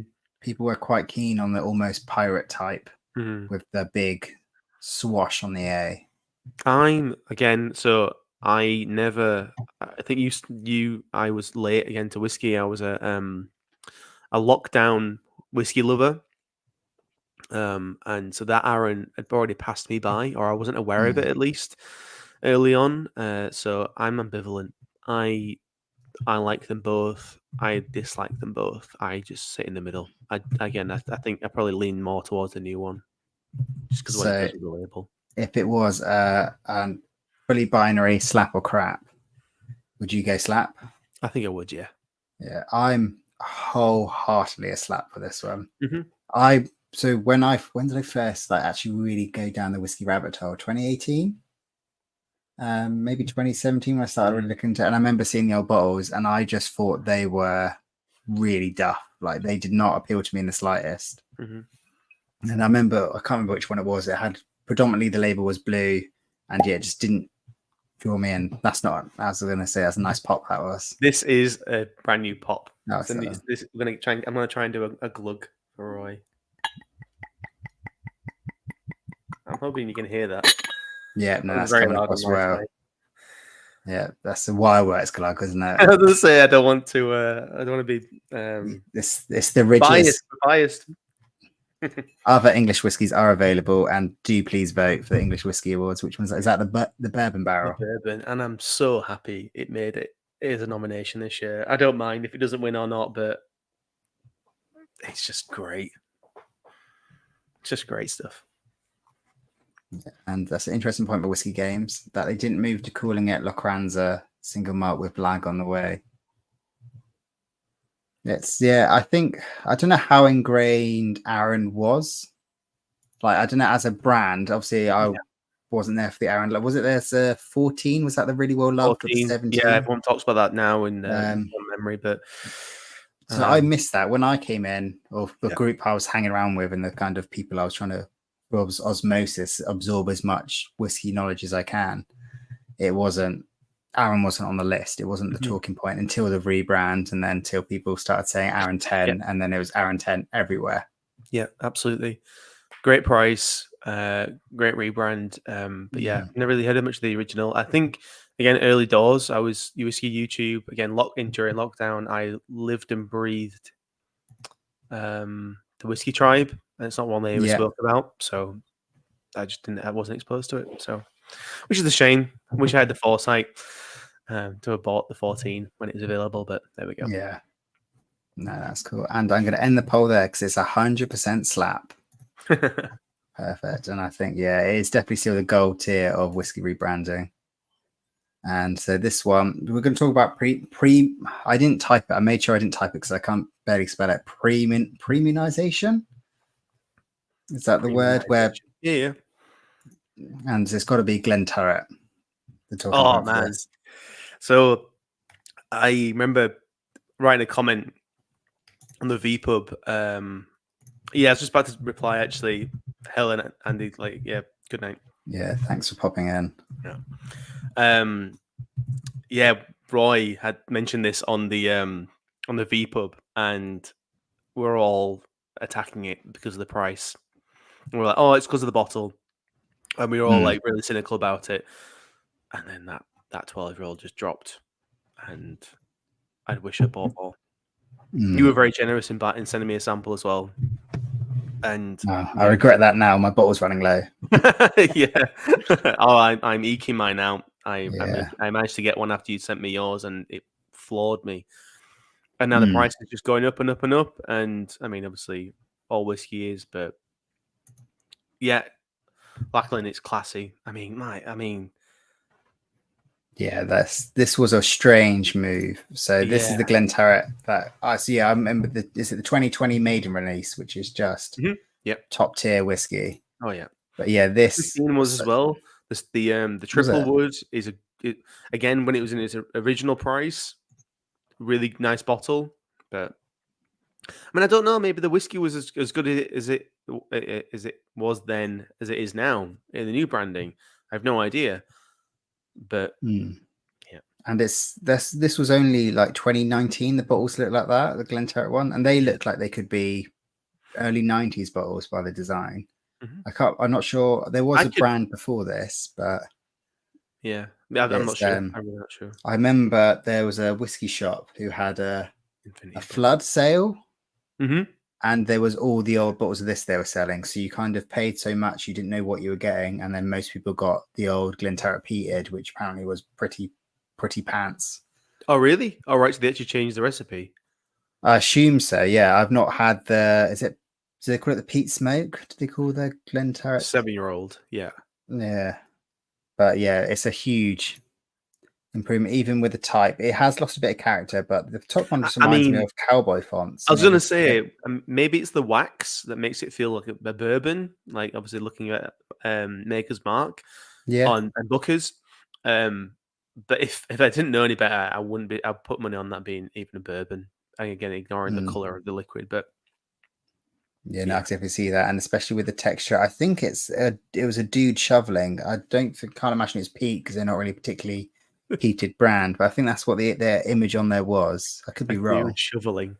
What an image. And yeah, so it has lost a bit of personality, but they kind of make up with that with a decanter bottle. And yeah, side by side, it is a huge step up. It's got quite a lot of information on the label, which is what we like. Yeah, I love the color. The color's gorgeous. Again, that's one of the boxes that I was really upset about ditching, because it was the maiden release box as well, and it's the blue is such a standout color, and the crest on the label, like with the big Scottish flag or the crest, it's gorgeous. I think it's certainly a winner. Just whilst I'm thinking about it, a lot of white, a lot of like almost I could argue a little bit Highland Parky, maybe even I can see that the new McLoughlin rebrand in that same lane. But I think that obviously that bottle shape is doing a lot of heavy lifting. Yeah, and that is definitely the focus. Just quickly start that poll. Yeah, the maiden release put it back at the map 100%. It was just banger. These were the most Scottish looking bottles. Yeah, I really agree. They've got the heritage to lean into. I've just seen, is it Al, the label had a rib 2/3 away down. Yeah. Mine did too. I had to and mine. prize it out and try and flatten it out. But that's an interest. That was a weird flaw, because I thought it was just a one-off for me, but everyone seemed to. Yeah, mine's got the little ridge, the little lip. And it pours fine. I've not had an issue pouring it. It's weighty, but it's got a good ridge on it, so it doesn't dribble. And Frank, not a fan. Oh, Frank, I'd love to know I know obviously Frank's very much a whiskey. He knows what he likes, and he likes the whiskey inside, not the bottle. And that's good, because he sometimes seems to like me, I think. So hopefully he likes me for my insides and not my aesthetic. But he's Whiskey Molly high on the lampshade. I read that as high on the lampshade scale, as in let's turn that into a lamp. But no, I feel like it means lampable. Yeah. As in a deadly weapon. I can't imagine he means that. He's got a bottle of the Glen. Couldn't understand what the hype was about. So I haven't. Have you had the? I should have included Edredor on this. Actually, that would have been a good one to include. I mean, another one with the Scottish flag on the label. Another sherry bomb. I think it's nice. I think just the Glen Turret had such a big thick layer of European oak in it. It really just for me anyway, blew me away. Yeah. Unfortunately, it's gotten less and less with each release. I'll admit, obviously, I've only had I've had the 21 full bottle, 2020, and then the other ones have been samples, but it's definitely slipping. and the price is going up. Shocker. Yeah, it's a shame that they kind of have gone that way. I'm not surprised, because by having such a strong start, it makes people hang around for a while. Yeah. You instantly connect the connection, and then you get the slow drop off, isn't it? It's like shrinkflation. The Heroes tubs of chocolates now are even smaller, but the same price. The quality is diminishing, but the price is staying the same. Yeah, it's all part of that. And WhiskyWithMolly saying is they got a 3-star Michelin restaurant at the distillery. So that's what you're paying for. Your smoked salmon with your whiskey. Yeah. You can tell I've not been to a 3-star smoke. Yeah. I mean, salmon. I would love a smoked salmon. I call that Michelin 3 stars. And so you did touch upon this, and that is whiskey getting boring? And here you can see, let's quickly hide our faces. There's definitely a similar look across all of them now. So the top row is the previous bottles, and then the bottom row is what they all look like now. See, I would argue, and maybe, I'm not speaking, I don't want to speak for everybody, but I think the majority of people, and I'm talking the majority of not just whiskey fans, but I think the majority of people would go for the bottom row. Yeah. Because they don't have that nostalgia. I think it's more approachable. It's more legible. Contrast stands out more. But then again, maybe it's lost some of its heritage a little bit. Maybe it looks less craft made. Yeah. It's all the same. As in, it's all following the same suit, which is the current trend. Yeah. Ben Nevis. That looks like a tourist, like something you found like in the wilderness of the Highlands, like on an old dusty shelf. Yeah. So are you pro Ben Nevis, or do you prefer the new one or the old one? Out of all of them, I would take the old Ben Nevis, but I'd still keep the original I love the new Royal Brackler. I love the new Ben Riach. I don't mind the old Deanston stuff. I mean, I've said it before. I love the Ben Romac. The Ben Romac's brilliant. I think the new unpeated, it's not all red, but it's split red label is gorgeous. The Soviet bottle is just banging. I didn't include that because I feel like I've raved so much about Ben Romac. From the start, I've been very pro Ben Romac, and I'm very much going to stick to my guns on that one. I've got you back. Yes. 2 English boys against Scotland. Yeah. I just didn't woven. Have you had any woven? I've not had any yet, and I need to change that. But they are quite interesting in terms of branding. They're interesting in terms of their look, and very interesting in terms of what they're doing and their approach. Yeah, and now it's the bump in bottle size as well, which is brilliant. Have they? Yeah, I'm not aware. To 70. Yeah. Oh, that's good. Have they done the same as what Glasgow did, and they kept the price the same? I think so. I think maybe it's a nudge more, but I don't think it's like significant. Because I was looking at the Super Blend, which obviously has been nominated. And the label's great. It's just the little details. Yeah, there was a perfect. So they had in Very Whiskey House Shop a brilliant blether with, I want to say, was his name Peter from Woven? I need to catch up the rest of it, and that's got me really wanting to look into Woven more now. And it says, it's so much easier to read. And regarding standing out, when everything does all follow the same trend and the same style, you do lose uniqueness. But I'm sure you could look at the top shelf, and just by squinting, you could pick out which one's which. While the bottom shelf, they do. Deanston and Ben Riach have quite similar. I do really like the Deanston branding. Deanston 18 is such a stunning bottle in my view, but the liquid is as well, so I am biased. And that is something I wanted to come on to, but I didn't create a slide. And that is, do we perceive whiskey that we like the look of the logo, the branding, the packaging as better because of it? Or do we perceive whiskey with really bad branding better because you're thinking there's no effort put into the brand because the liquid speaks for itself? So I know I'm inclined to lean towards, even if the branding's bad, if it's unique, that seems to be a factor in my head. Mm-hmm. I don't know what your onions on that. Absolutely. I think, again, we live in this space. This is our job. I think you buy with your eyes, and this is what this is trying to do. And so I said this before, but I just want to bring it up because it's been mentioned in the chat. Sorry, I've lost a comment now. Sean Holtgrave says the top row looks like magazine ads, the bottom row looks like online ads. Yeah, definitely. I think that the modern branding now is digital and not for physical anymore. This is why Stranger and Stranger does such a great job, because it's artwork, it's print. That's what it's designed for. Whereas this potentially, you could argue, like you were showing before, the Chivas brand guidelines, they rebranded the company and then they just reapplied that branding to the bottle rather than actually having a dedicated exercise to do it.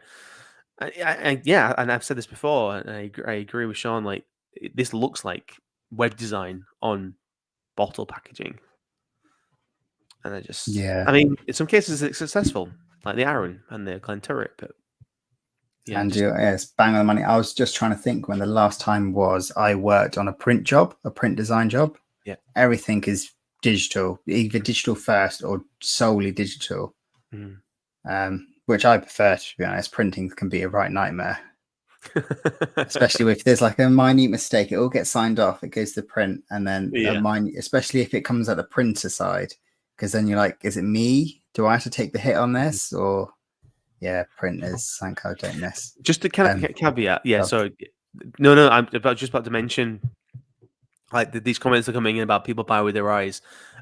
We are the minority, and I think that's something that we need to kind of realize. Again, I appreciate, like, I'm the evil marketing guy. We're the but these people are looking at the majority, and which sucks because it shows that these brands, we're not the target market anymore. After the whiskey lock came around, and the only people buying whiskey were whiskey fans, they were the target, but now it's blown up because we've been evangelizing about this so much, and it's getting more and more popular. We're like, thank you for your support, thank you for holding us out in these trying times. But yeah, they've moved on. We've been dumped. It's literally like they ruffled our hair, said, "Get on here, you little scamp," and send us on our way. Yeah, exactly. I would love to know though, Ben, when you're at like the Glasgow Whisky Festival, which whiskies do you choose to try? Do you pick any solely on what bottle takes your interest the most, or do you just go by whatever the rep says is the best, or from talking to them? Because I know by first I'll go and I think that looks interesting. It could be the color of the liquid, it could be the bottle shape, the branding, how it's presented on the stand. If it's on a plinth, you're more likely to think, oh, this is their fancy boy, let's try this one. And then obviously when you get talking to them, they then say, Douglas Lane was a great example. They tried of course, what is it, Strathern, their release. Yeah. And I didn't even spot that until he started talking about it. And then I was like, oh, this is really cool. But I probably wouldn't have tried it if I didn't speak to him, because I was lured to the other one. But like you, I'm very much visual. I'm in the industry, I like rubbing my own back. That sounds weird. But like I know what I like, and I like to see people who do similar stuff to me. I don't know if it's a strange way to do it, because we're in that industry. We then reflect on our work we see, even if it's not our own work, but the work we're involved with. That makes sense. Absolutely. Very much turned into yours is brilliantly succinct to your point, and I feel like mine's a complete tangent ramble. No, I get what you're trying to say though. Like, yeah, I get it, and it's difficult to navigate. Yeah, and I think the most important thing is, no matter how good a whiskey bottle looks, once you try the liquid, if it's bad, you're not getting it again. You're not going to keep a bottle on your shelf and buy another one because it looks good. But you have a really duff label, try the whiskey, and if you enjoy it, you'll have another one. Yeah. I remember buying a tasting set of the Bladnicks. They did like a set of 20 centiliters, and I remember getting these miniature like minis of Pladniks, and I was like, this is brilliant. They look so great. Like, and it had the Vinaya. I'm going to butcher these. The Vinaya, the entry level, the Samsara, and Leora. Leora was first time trying it, unreal.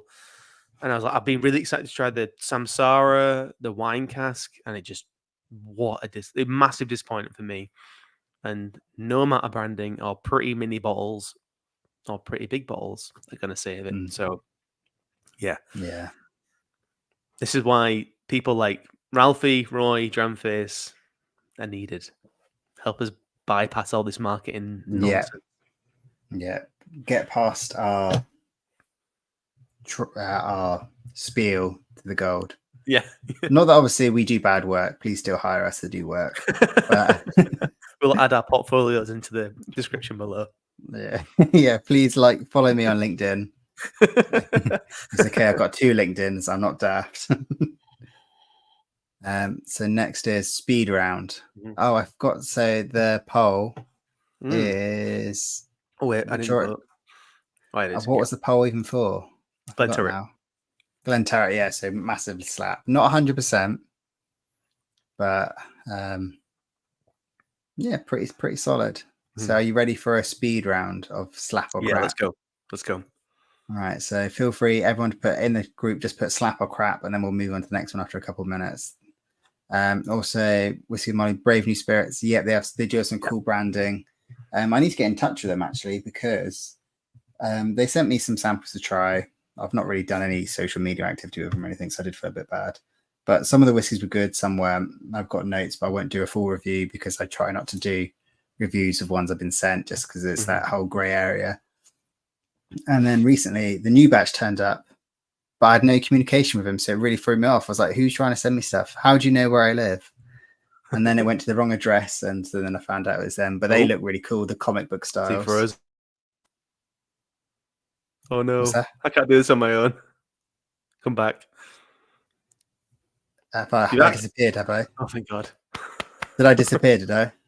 He just froze a little bit. It's very dramatic. Sorry. Can you access the slides in case I do go? No, I'm running away. I can't do this on my own. I hide behind Gregor and Roy. The fragrant drops bottles, yeah, they're super cool, the fragrant drops. I've never tried one, and I think because they look so cool, in my head they're expensive. So I've not even looked in further because I've got a price limit. I noticed after seeing, I managed to grab a bottle after Lazo last year because we fell in love with the 14-year-old Ardmore dark rum. One of the best rum cask whiskies I've ever had. But it's funny because that weekend I brought along to the blind the Cooper King, and it's the exact same bottle. It's kind of like very pinched, like very like like high end. And I think somebody else uses this as well. It's on the tip of my tongue. But yeah, so it's not. It's reasonable, I think. I don't think they put much. Obviously, it has the nice little like the bauble style cork. I don't know how much that adds to the price, but it's definitely a run of the mill kind of off the shelf. That's cool. Bottle.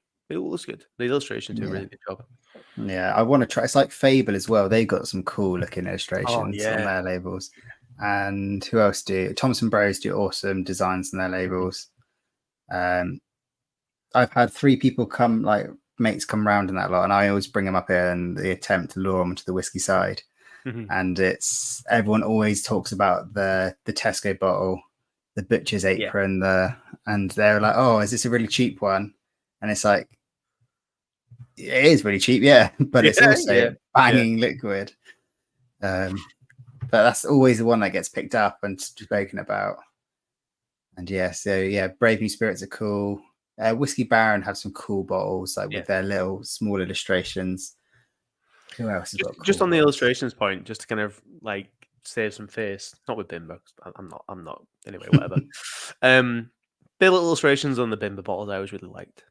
The little burning casks or the flaming casks or whatever it was. I always thought they were quite nice. And it's very they're done. Do you remember what was it? It wasn't a snowman. As in, the animation for the we're walking in the air. The snowman. Yeah, I've always felt Bimber were like that. I don't know why, but it was kind of the sketchy. not quite cartoon. Yeah, sketchy. Not I know sketchy. what you mean, yeah. Not like I'm going to knife you, but more like I watched a very different Snowman growing up. Right, speed round. So bottle number 1. So in the I won't do polls this one. If you just put slap or crap in the chat. And again, thank you all for joining me for a very brand indulgence.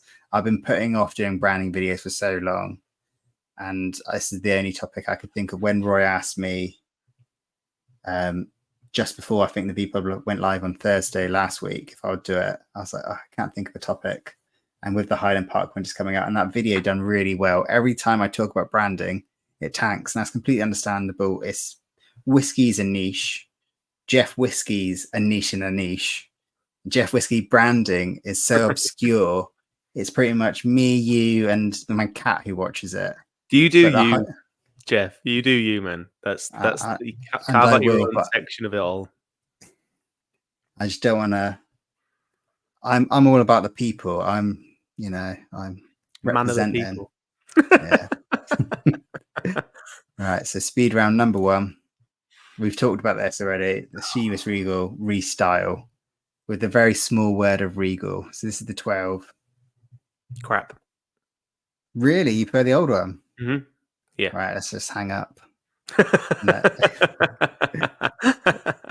won't deny. I like the new adverts, the ads and stuff, but I don't know. No, I like the vintage one. I like the bottle better. I like this bottle shape better. Yeah, I do agree. The stumpy bottle is better. It's more. It's definitely more unique now, especially. I'm not sure why they have to put the royal pretzel front and center.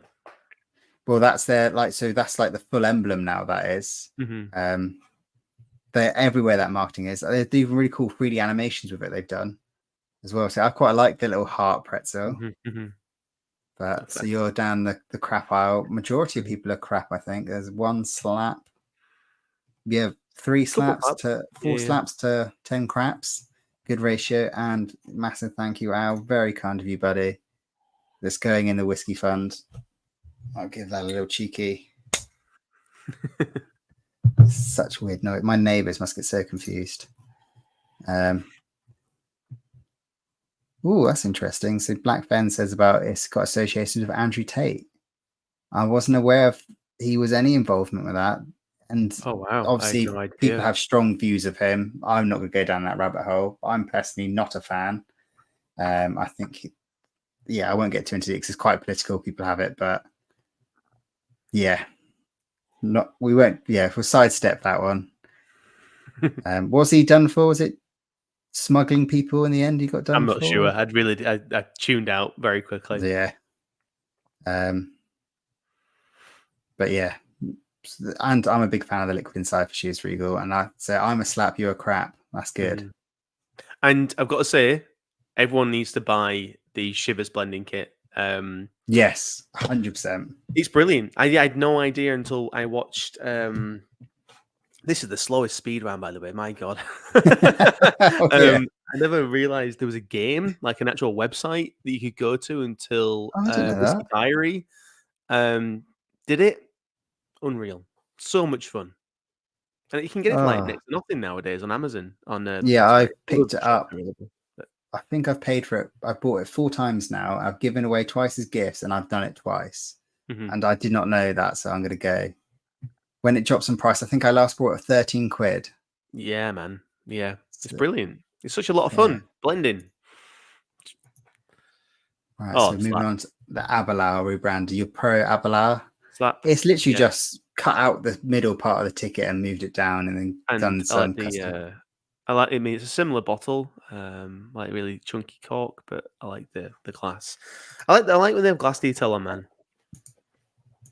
But it makes no difference. I like a bit of etched glass. Yeah, for me, it's definitely a slap. I love the change in font as well. The change in typography, removing the curve, making it wider. For some reason in my head, the word looks French, Aberlour, when it's shaped like that in the wider new one. I'm not sure why. Some probably past connotations. Can you drop? Something about Amazon. Oh, the website for the game. The Chivas, yeah. Yeah, I moved it downstairs. Yeah, no, I moved downstairs. I'll try and find it, Right. but yeah, I'll put it in the comments after the stream. Brilliant. I'm gonna go buy one tonight as well. Buy that and my mellow corn. Yeah. So I think most people are slap. Yeah, And what are your thoughts on the liquid? Avalar. I don't like it. I really don't like it. I've been bought it You're twice. more passionate than my me. family watching this, but I'm sorry. I got a really, especially the 12. I like the 10. I like the Abonar. Yeah. I just get a really strong, astringent marmalade note. Oh, really? And that's not your jam. Maybe people like that. Well, it's not. It's I'm a marmalade, jam but... fan. I'm not a marmalade fan. Yeah, I sod don't know why. Paddington. I remember drinking it, and I got almost I battled through it. This before I knew people did infinity bottled blends, but I just couldn't get through it. And then one night I was just sat on the sofa, and I was like, "It's marmalade. It's like it's like burnt, astringent plastic marmalade." And yeah, I'm sorry. I've tried the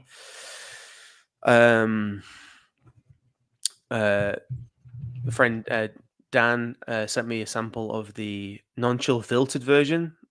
I don't know if that's that one or if it's a different bottling, and that was much better. Oh, really? That's good to know. Yeah, I've always been indifferent. Or not, pardon? I've always been indifferent. It's always been, yeah, it's fine. I've never really dived too much into it, and I know when I started the Aboon, whatever, that one was the one you needed to get, and now everyone's saying you don't need to get it anymore. It's gone a bit like Teapot Dram. It's gone a bit downhill a bit more. And I can for you. Right there, this is really turning into only drams, isn't it? Full spank cam. That was a miss. That was my shoulder more than anything. I don't know how well that's been picked up. I'm sorry if it's painfully loud. Oh. Give me an opportunity to put my laptop in now. Just make a lot of noise. Excuse me. Yeah, mine sounds like it's going to take off. Oh, very kind of you. Thank you, buddy. That's straight in the whiskey fund. My goal is to get a good bottle for over Christmas. So if anyone's got any recommendations, so YouTube pays.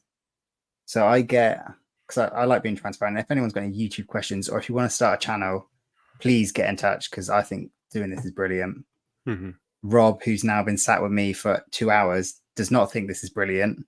And he's thinking, why did I even get in touch with this person? Why did he have to worm his way in? But yeah, Whiskey Tube's amazing. I love this. This is great. I'm looking it back down. The crowd probably don't agree the fact that we've been talking about design for 2 hours, but yeah, Roy's away. He doesn't need to know. Mm-hmm. But yeah, so the slowest speed round, the Bells rebranding. What's your onions on this? Oh man, crap. Oh. I just think I like the old. I like the vintage look. I like the illustration. I just think it looks cheaper, actually. Yeah, no, it fully does. I really agree. It's they did have was it Matt Berry doing adverts for Bells, and I'm a big Matt Berry fan. You're kidding, really? He does amazing. Yeah, like it was like Hell's Bells and that, like he was saying, it was really cool. But yeah, it's really gone. Well, yeah, it looks worse than the Tesco Ohm Special Reserves that's next to you now. Yeah. It's interesting that the bottom shelf ones are always white, and sure that get the most dust gets kicked up. Yeah, and interestingly, all the bottles are now looking white as well. So the bottle shelf ones are blending in. Yeah. So they're like 5 years ahead. They are. So we got to base all of our designs. So they're going to go full like mad gradients, textures, really dive in. Right. So very vocal about this. I've been slap or crap. Oh man, huge slap. It's got huge slap. I think I prefer this rebrand over the Aaron rebrand. And that is... Oh yeah, absolutely. I mean, we both know we're on the side with this. Look at the amount of detail that's on the bottle. Like, it's fair enough. It still sits on that white label, black, like modern style. I but think because the red, it changes it enough, and the shape of the bottle and the shape of the label helps. Yeah. But yeah, because it is, again, we're looking at a white label with one iteration of color. But it's just done so well. It's really tickles my pickle. And Ben WhiskyWithMolly, thank you for being a member for so long. I'm not sure what color shirt you have now. I'm going to update the shirt colors so there's more of them, because I didn't think people will hang around this long, to be honest. I think once you hit a year, it maybe stays the same. I think I did one with flames on it at one point, but and then very grateful for you listening in and joining it, and for that. It's very kind of you, buddy. And I know design's not for everyone, and I'm sure I've convinced you now, and you're going to start applying to become the latest graphic designer. Ben, for you, buddy. That was really loud to me. I don't know if this is like burst someone's eardrum, please don't sue me. That sounds like it stung. It did. And the worst thing is my daughter's asleep next door and she's still a bit poorly, so I really hope I haven't waked her up. Oh, bless. And then Craig, thank you very much. Great topic tonight and great choice of guest. Oh, one of those is true. I'll let you decide which one. No, a brilliant Grest. You made me drink Lockdo. I'm not coming back. Yeah, no, that is bad. I might go back to it in a minute. But thank you so much for the kind donation. Another little cheeky. I'll go full spank cam. This is why my channel is so weird. Like, why have I called something spank cam? You do you, man. This is you. But definitely only drams is very on point for me, I fear. And you know, it's going to get to the point where I'm posting pictures of feet and you know whatever I can to make money. Whiskey's expensive these days. No words.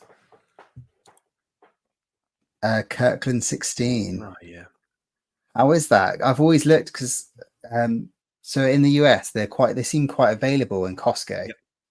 They're not here in the UK. I've been looking for them. I think I've seen one Kirkland bottle. I spoke to Gregor about this because we got a Kirkland card, not Kirkland card, sorry, a Costco card. Yeah.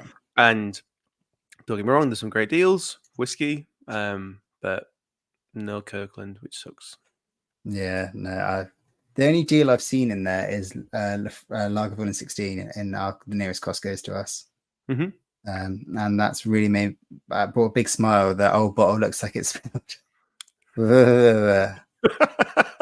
And as a dyslexic, I fully agree. I couldn't read the original. I always thought it was Boromac, as in BORO. Yeah. But is the picture behind you, Jeff? What's this? Is the picture behind you at Jeff Whiskey proof of Whiskey Illuminati? What picture is behind me? So I got a YouTube plaque that my nephew made me when I crossed 500. That is my scoring system. That's a picture of a rabbit carrying a whiskey bottle in its back with a caption saying hopscotch. Up there's a print from an artist in Cornwall, and behind me is the big. So I'm not sure which one's the Illuminati. The big one. Oh, the full slap cam. That one. Oh, yeah. So that's like all the tasting notes and that lot. And it was really, really strange because they reached out to me on Instagram 4 years ago and they must have mistaken me for someone else. And they're like, oh, we'd love to send you this sample pack, you know, share it with all your followers. We can give you a discount code. And I had like 50 people following me. So I was like, oh, yeah, thanks. Nice. Cheers. Yeah, I generally love it because I wanted one anyway, so I'm very pleased with that. But yeah, I am a sellout. That's a brutal comment. Justin, oh my god! Let's see. I missed the vPub weeks and now I'm buying his English boys off the vPub. Get this scum. Why are they talking about the bottle outside? It's all about the inside. Very grateful, Justin. Wow, that's a full screen spank for you, sir. Okay. I can do it left-handed with a ring. That was a bit limp. There you go. A wet one. Yeah. Yeah, just the sweat. Very kind of you. And I'm sure Roy is happily raging in the Highlands. Black bottle. Oh, man. This is a tough one. I think for me, it's a crap. Yeah. The black bottle alone. As in and the black glass alone. yeah, and you can't see through it, and it's very plasticky. Yeah. So I bought this. This was when I was truly beaten by an influencer. So an influencer did posts, like 5 posts about it, saying this is the best whiskey. It is dirt cheap. So I've set the noise sensor off in my daughter's room. I think she's still asleep. PTSD. Yeah. Father. I forgot what I was saying now. But yeah, anyway, yeah, so the influencer and saying how amazing it was. It was 15 quid and I thought it's dreadful. And that was the time I learned, okay, not every influence is true, because apparently, and then I heard lots of stories saying, yeah, the same person is pay to win. And that's fine if that's your jam, you know, do that. And if it's all about being transparent, and apparently this person wasn't, and it's quite well known, and I didn't know, so I bought it and I was stung. But it's only 15 quid. But the new alchemy series is banging. So if you get a chance to try them. No, well, I've got a sample actually. I think we got one from Bar and Sip. I still haven't tried it yet. Again, stung from the original one, just not been a massive fan. I know Roy loves it in a highball, and when we were on Isla, we drank a lot of it in a highball on those evenings, and it was lovely. But well, it's not my cup of tea. And Fernando saying the older liquid. Everyone says the old black bottle liquid was stunning, and I would like to try it one time. Yeah, man. So yeah, we need to go to Germany. We need to go to the Germany festivals, the whiskey festivals. The name escapes me. I'm sorry, but they have all the crazy old vintage bottles. So I'm sure we might be able to grab one there. I was hoping they had it at London Whiskey Festival. That was a bottle I had in my head. It's like, yeah, I'm sure they have an old one there. But they didn't. That'd be a great one to bottle chase. Yeah, thank you for dropping in. And again, I've seen a few people heading off to bed. I don't blame you. We'll be doing the same soon. But thank you all for dropping in and joining us on this. Limburg, thank you. Sorry. Yeah, Limburg. It's on the bucket list. I am going to have to next year a couple of years worth of brownie points to go to Limburg. Yeah, I'm 100% down for that. Yeah. Right. So we're coming to the end now. We've wrapped it. I thought tonight would last maybe an hour. So I'm very grateful for you all putting up with us. Very grateful for you joining me. Thank you for having me, Rob. buddy. You've been carrying this conversation. I feel like I'm ready to. My face. I can already feel my face. I'm glad the shades are on tonight. So the quiz is done by me. It is last minute. I did try using ChatGPT to put some questions together quickly as like a base. They were horrendous. They were what was one of them? What is the difference between Scottish whiskey and English? What makes English whiskey unique to Scottish whiskey?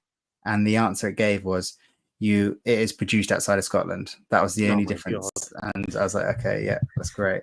Goodness. So if you're jumping off now and you're not fancying the quiz, completely fine. Thank you all for joining me. Thank you to everyone for supporting all this jazz. Roy will be back next week. You'll be very glad to hear. I'm glad to hear. I'm sure Rob's glad to hear. He just wants to go to bed. No, man, this has been great. You two. What's the word? I can't think of the word. It's too late. I've run out of words. I'm sorry. That's fine, right? So some of them have a marketing slant. Some of them just have a whiskey slant. I think maybe one has a Jeff whiskey slant. Maybe one has an Oswald slant. I can't remember. So number 1, what angle is the slant on Johnny Walker bottles? So the bottle label, what is the slant? So we've got, let me just hide us. Well, you're gonna have to knock us out of right there. There we go. Come on. There's one of them. There we go. That's brutal. This is question 1. So I thought this was a really easy one. Oh. This is one that I've always known, but so we've got people diving in already, and I think, and hailed the fort well. Thank you. I don't know why Roy still asks me. I'm sure everyone else. It's the reason why it's short notice. Everyone else said no, and he's like, "Oh well, I've got to do something." That weird boy down in Somerset will help us. I'm gonna hide the chat. I don't want to cheat. Yeah, get the sunnies on for the quiz. No one can see what I'm doing.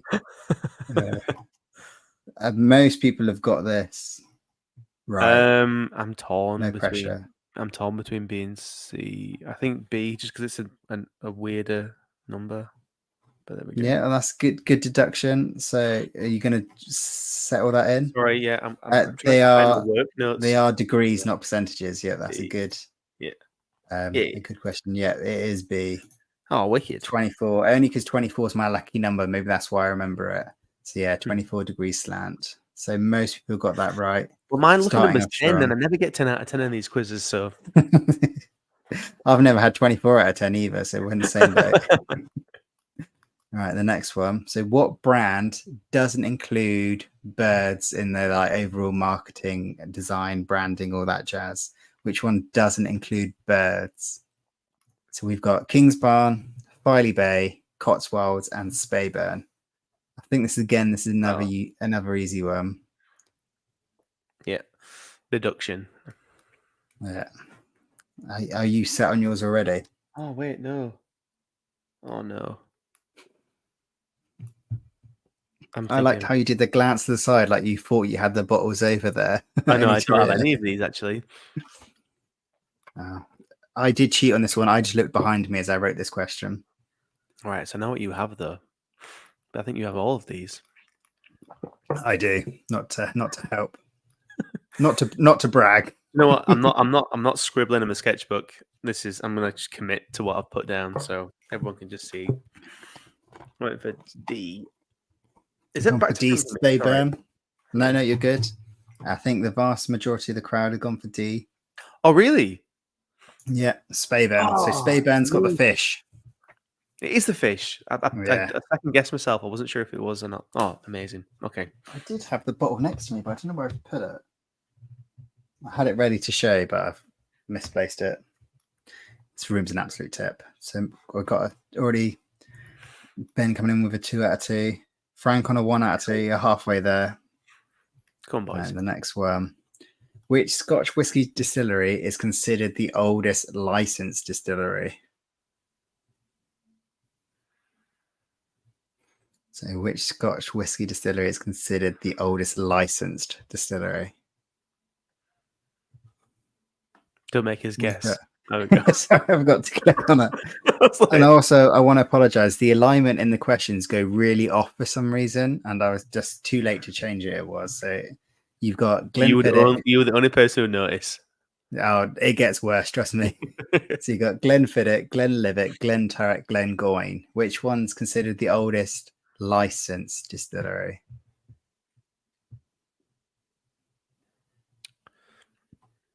I think it's a big guess. The chat have gone nearly all in unison. Okay. I can't see the chat and I don't want to cheat. So I've gone for B. So that is what most of the chat have gone for. Right, okay. But according to where I searched a few times, it's Glen Turret. Oh. So they do market it as the oldest one. Mm-hmm. And then I looked to get the wording right. I wanted to do like a proper ass hat, and apparently it's referred as the oldest licensed distillery. So if anyone's happy to correct that, I can give everyone a pass. But from what I can tell, I did double check. It is Glen Turret, apparently. Oh, of course, WhiskyWithMolly has got 3 out of 3. Yeah. He's pleased with himself. He's like, this brand. He's just happy the branding talk stopped. Oh wait, there's one. So, what independent bottler releases the bottle ranges including Rock Island and Old Particular? So, what independent bottler releases the bottle range including Rock Island and Old Particular? So, you got Brave New Spirits, Douglas Lane, Fragrant Drops, and the Scotch Malt Whisky Society.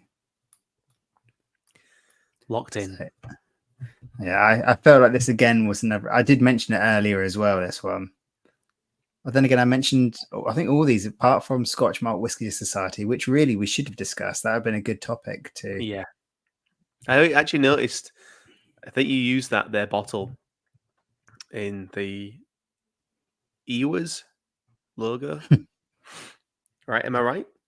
I don't think so. But it's the same shape. I can't think of what I did base it on, actually. Because I know you have Lagavulin, or you have Springbank in your own. Yeah, logo. Springbank Lagavulin in the bottles I drew around. Yeah, what did Mhm. I draw around? I can't remember now. It could be in a Scotch Malt Whisky Society when now you say it.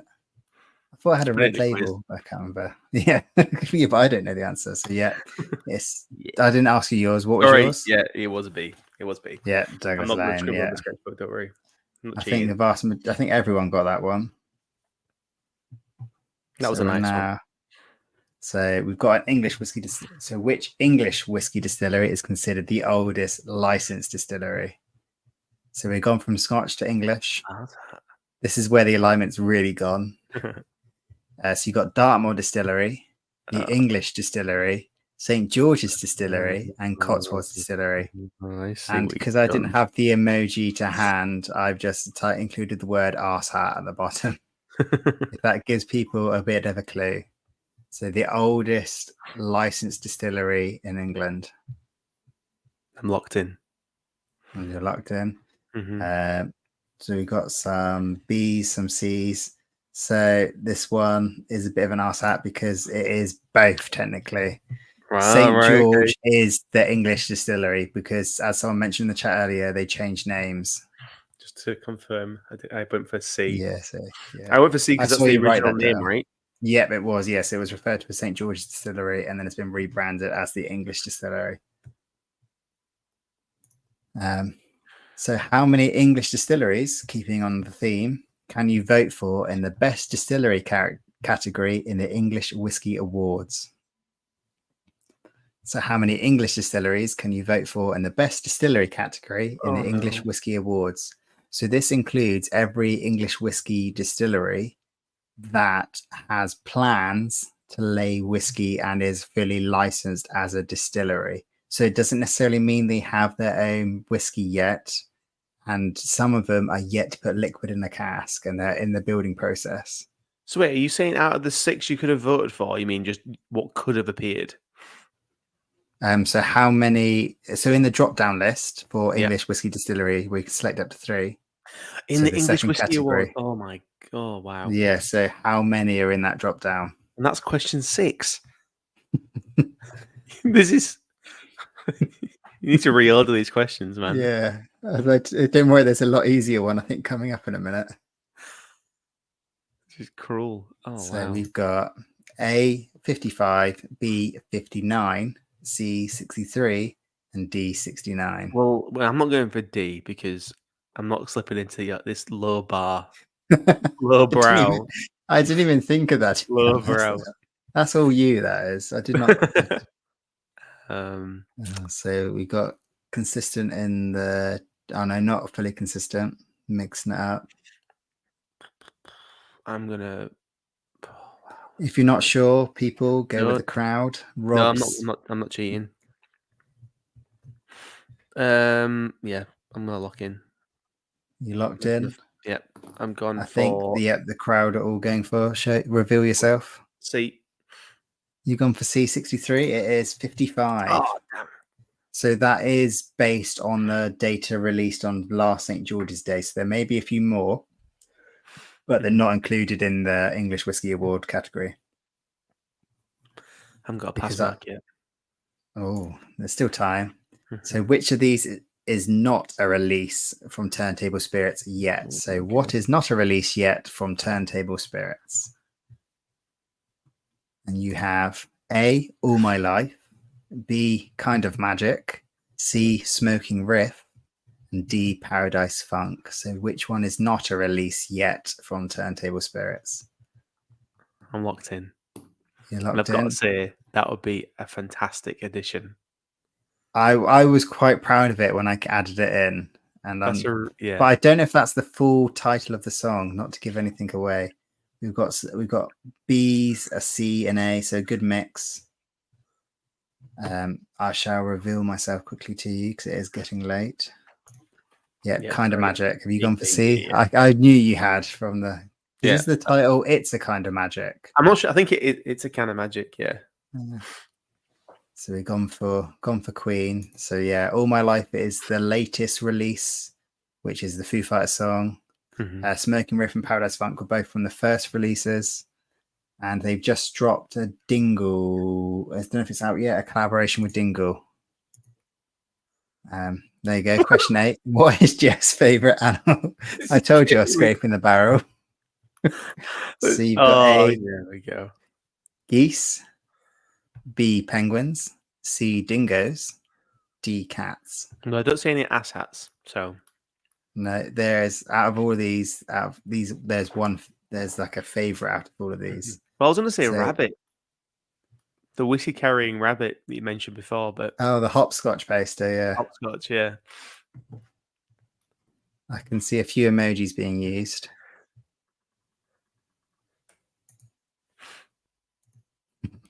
I can see you using a few emojis. It's a great emoji. Yeah, I'm so glad this whiskey goose thing has taken off. I've got to do a little vignette for the Oswars, you know, the little 20-second clips that go in. And I haven't been able to think of something funny to do. And I did think, should I just say things and keep being interrupted by a goose noise as I do it? But I didn't know if that was funny or not. The entitled Goose Game. Yeah. Just like I've used that clip a lot, I have. So it is. So we've got lots of people saying, obviously, geese. We've got quite a few right answers, actually. So it is. This is such a stupid question to have. Penguins. You've love made a penguin, me. Of enemies. I can't. Oh man! I can't believe you've done this. I can't believe you've done this. Yeah, no, it was. Yeah, no, I just love penguins. Oh, Whiskey with Molly should have been B, but it's A. Oh man, a lot of love. I do. For the record, I'm a big fan of geese. I've always wanted the Indian running geese as a pet, but I haven't been able to convince my wife for that. You're on the naughty list now. You're not getting any. Yeah. Good old penguins. So which of these is not an Ardbeg special release? So not an Ardbeg special release. Penguins. There's no asshat texted, but maybe they should be. And yes, I fully agree. DVDW, penguins are the best. What's your favourite penguin? Mine's rock hoppers. The chocolate one. The joke's inside. So which is not an Ardbeg special release? A. Ardbog. B. Riptide. C. Grooves. D. Drum. Oh, I think I know, but that is that is a good one. Not a special release. You should work in marketing. Why? Because I can drag something out for so long. All right, so we've got. I think the crowd have got this. Yeah, I've gone for B. Yep, sticking with B. Yep, and it is Riptide. I thought that was quite a good name for one. That is I guess one. We've got Corey Vecken. This is I thought Ardbog would throw people off because it's the kind of bad pun I would make. So the final one, it's really changing pace here. We've gone from favourite animal to what year did Scotland introduce legal regulation for defining and protecting the Scotch whisky industry under the Scotch Whisky Act? You've got 1948, 1963, 1998, and 2009. There's too many words in that question. Give me a second. What year did Scotland introduce a legal regulation for defining and protecting the Scotch whisky industry under the Scotch Whisky Act? When did the Scotch Whisky Act come about? Would have been a much better way to word it. I have no idea. Yeah, the crowd are pretty bang on, so no pressure. I'm not looking. The protection. So is that that'd be a brand new thing, right? No comment. Right. Okay. I'm gonna go 98. Just it feels like recent enough. So that's a brilliant comment. Oh no, not that one. This one. I might copy that and use it as a bio.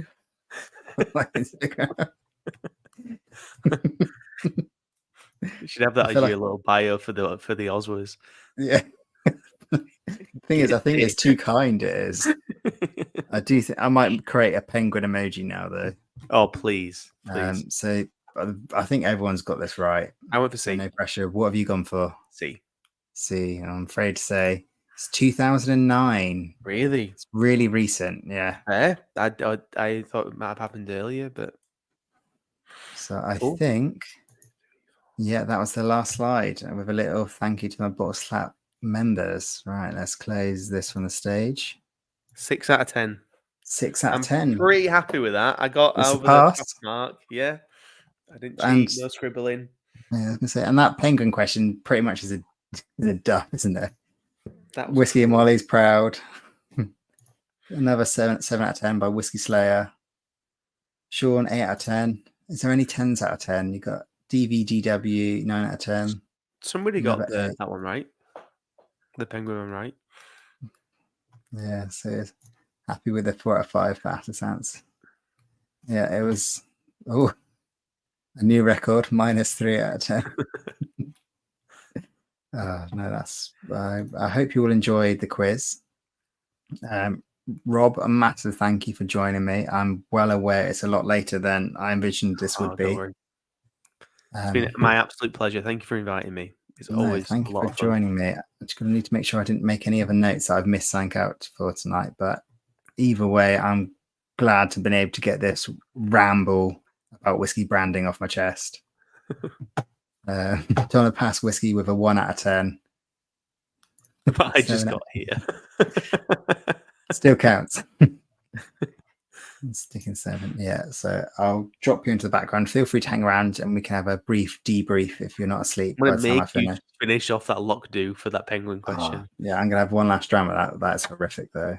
Have you finished yours? No, I've not. Go on. I've got a little dribs. It's a bit almost... have you ever had PX sherry? It's very, very, very, very dry PX with no sugar in it. Yeah, slancher. Cheers. Oh god, it doesn't get better, does it? It doesn't get better. It's flat bitter grapes. Jesus. So they're not even raisins yet, but they're just like flat bitter grapes. It's like if you took grape skin and seeds and burnt them. Oh no! Wow. I'm not going back. There's something called Liars, so that's a non-alcoholic whiskey, and I think that for us always been my lowest point in whiskey has been that, and I think this could beat it. You could add some Eagle Rare to it. I think I'm really curious. I want to mix this with something. It doesn't get. I just had residue in my mouth still, and then just had a sip of the Lockley, and they don't go together. Like the fresh strawberries, the vibrantness of that Lockley with that bitter tart. That was, I can taste that for weeks. That's really sad, my taste. Well, with that one, cheers for joining, Rob. Sorry for putting you through that. No, it's been brilliant. Thank you for joining me. Cheers, buddy. Cheers. Oh, I cut him off there. Thank you very much for joining me. Thank you to all the Bottle Slap members who support this channel and, generally keep this thing running. Thank you all for tuning in. Don't worry, Roy is back. I hope you've enjoyed this. I'm sorry if it was a bit too brand heavy. I did want to try and mix up a bit more, but as you can tell, I love design. I love marketing. I love being the devil. I hope you had a good evening. All that's left to say. Oh, if you can vote in the English Whiskey Awards, please do. All that's left to say is thanks so much for joining. All the best and cheers to the next one. As here I click play outro as I leave. Cheers.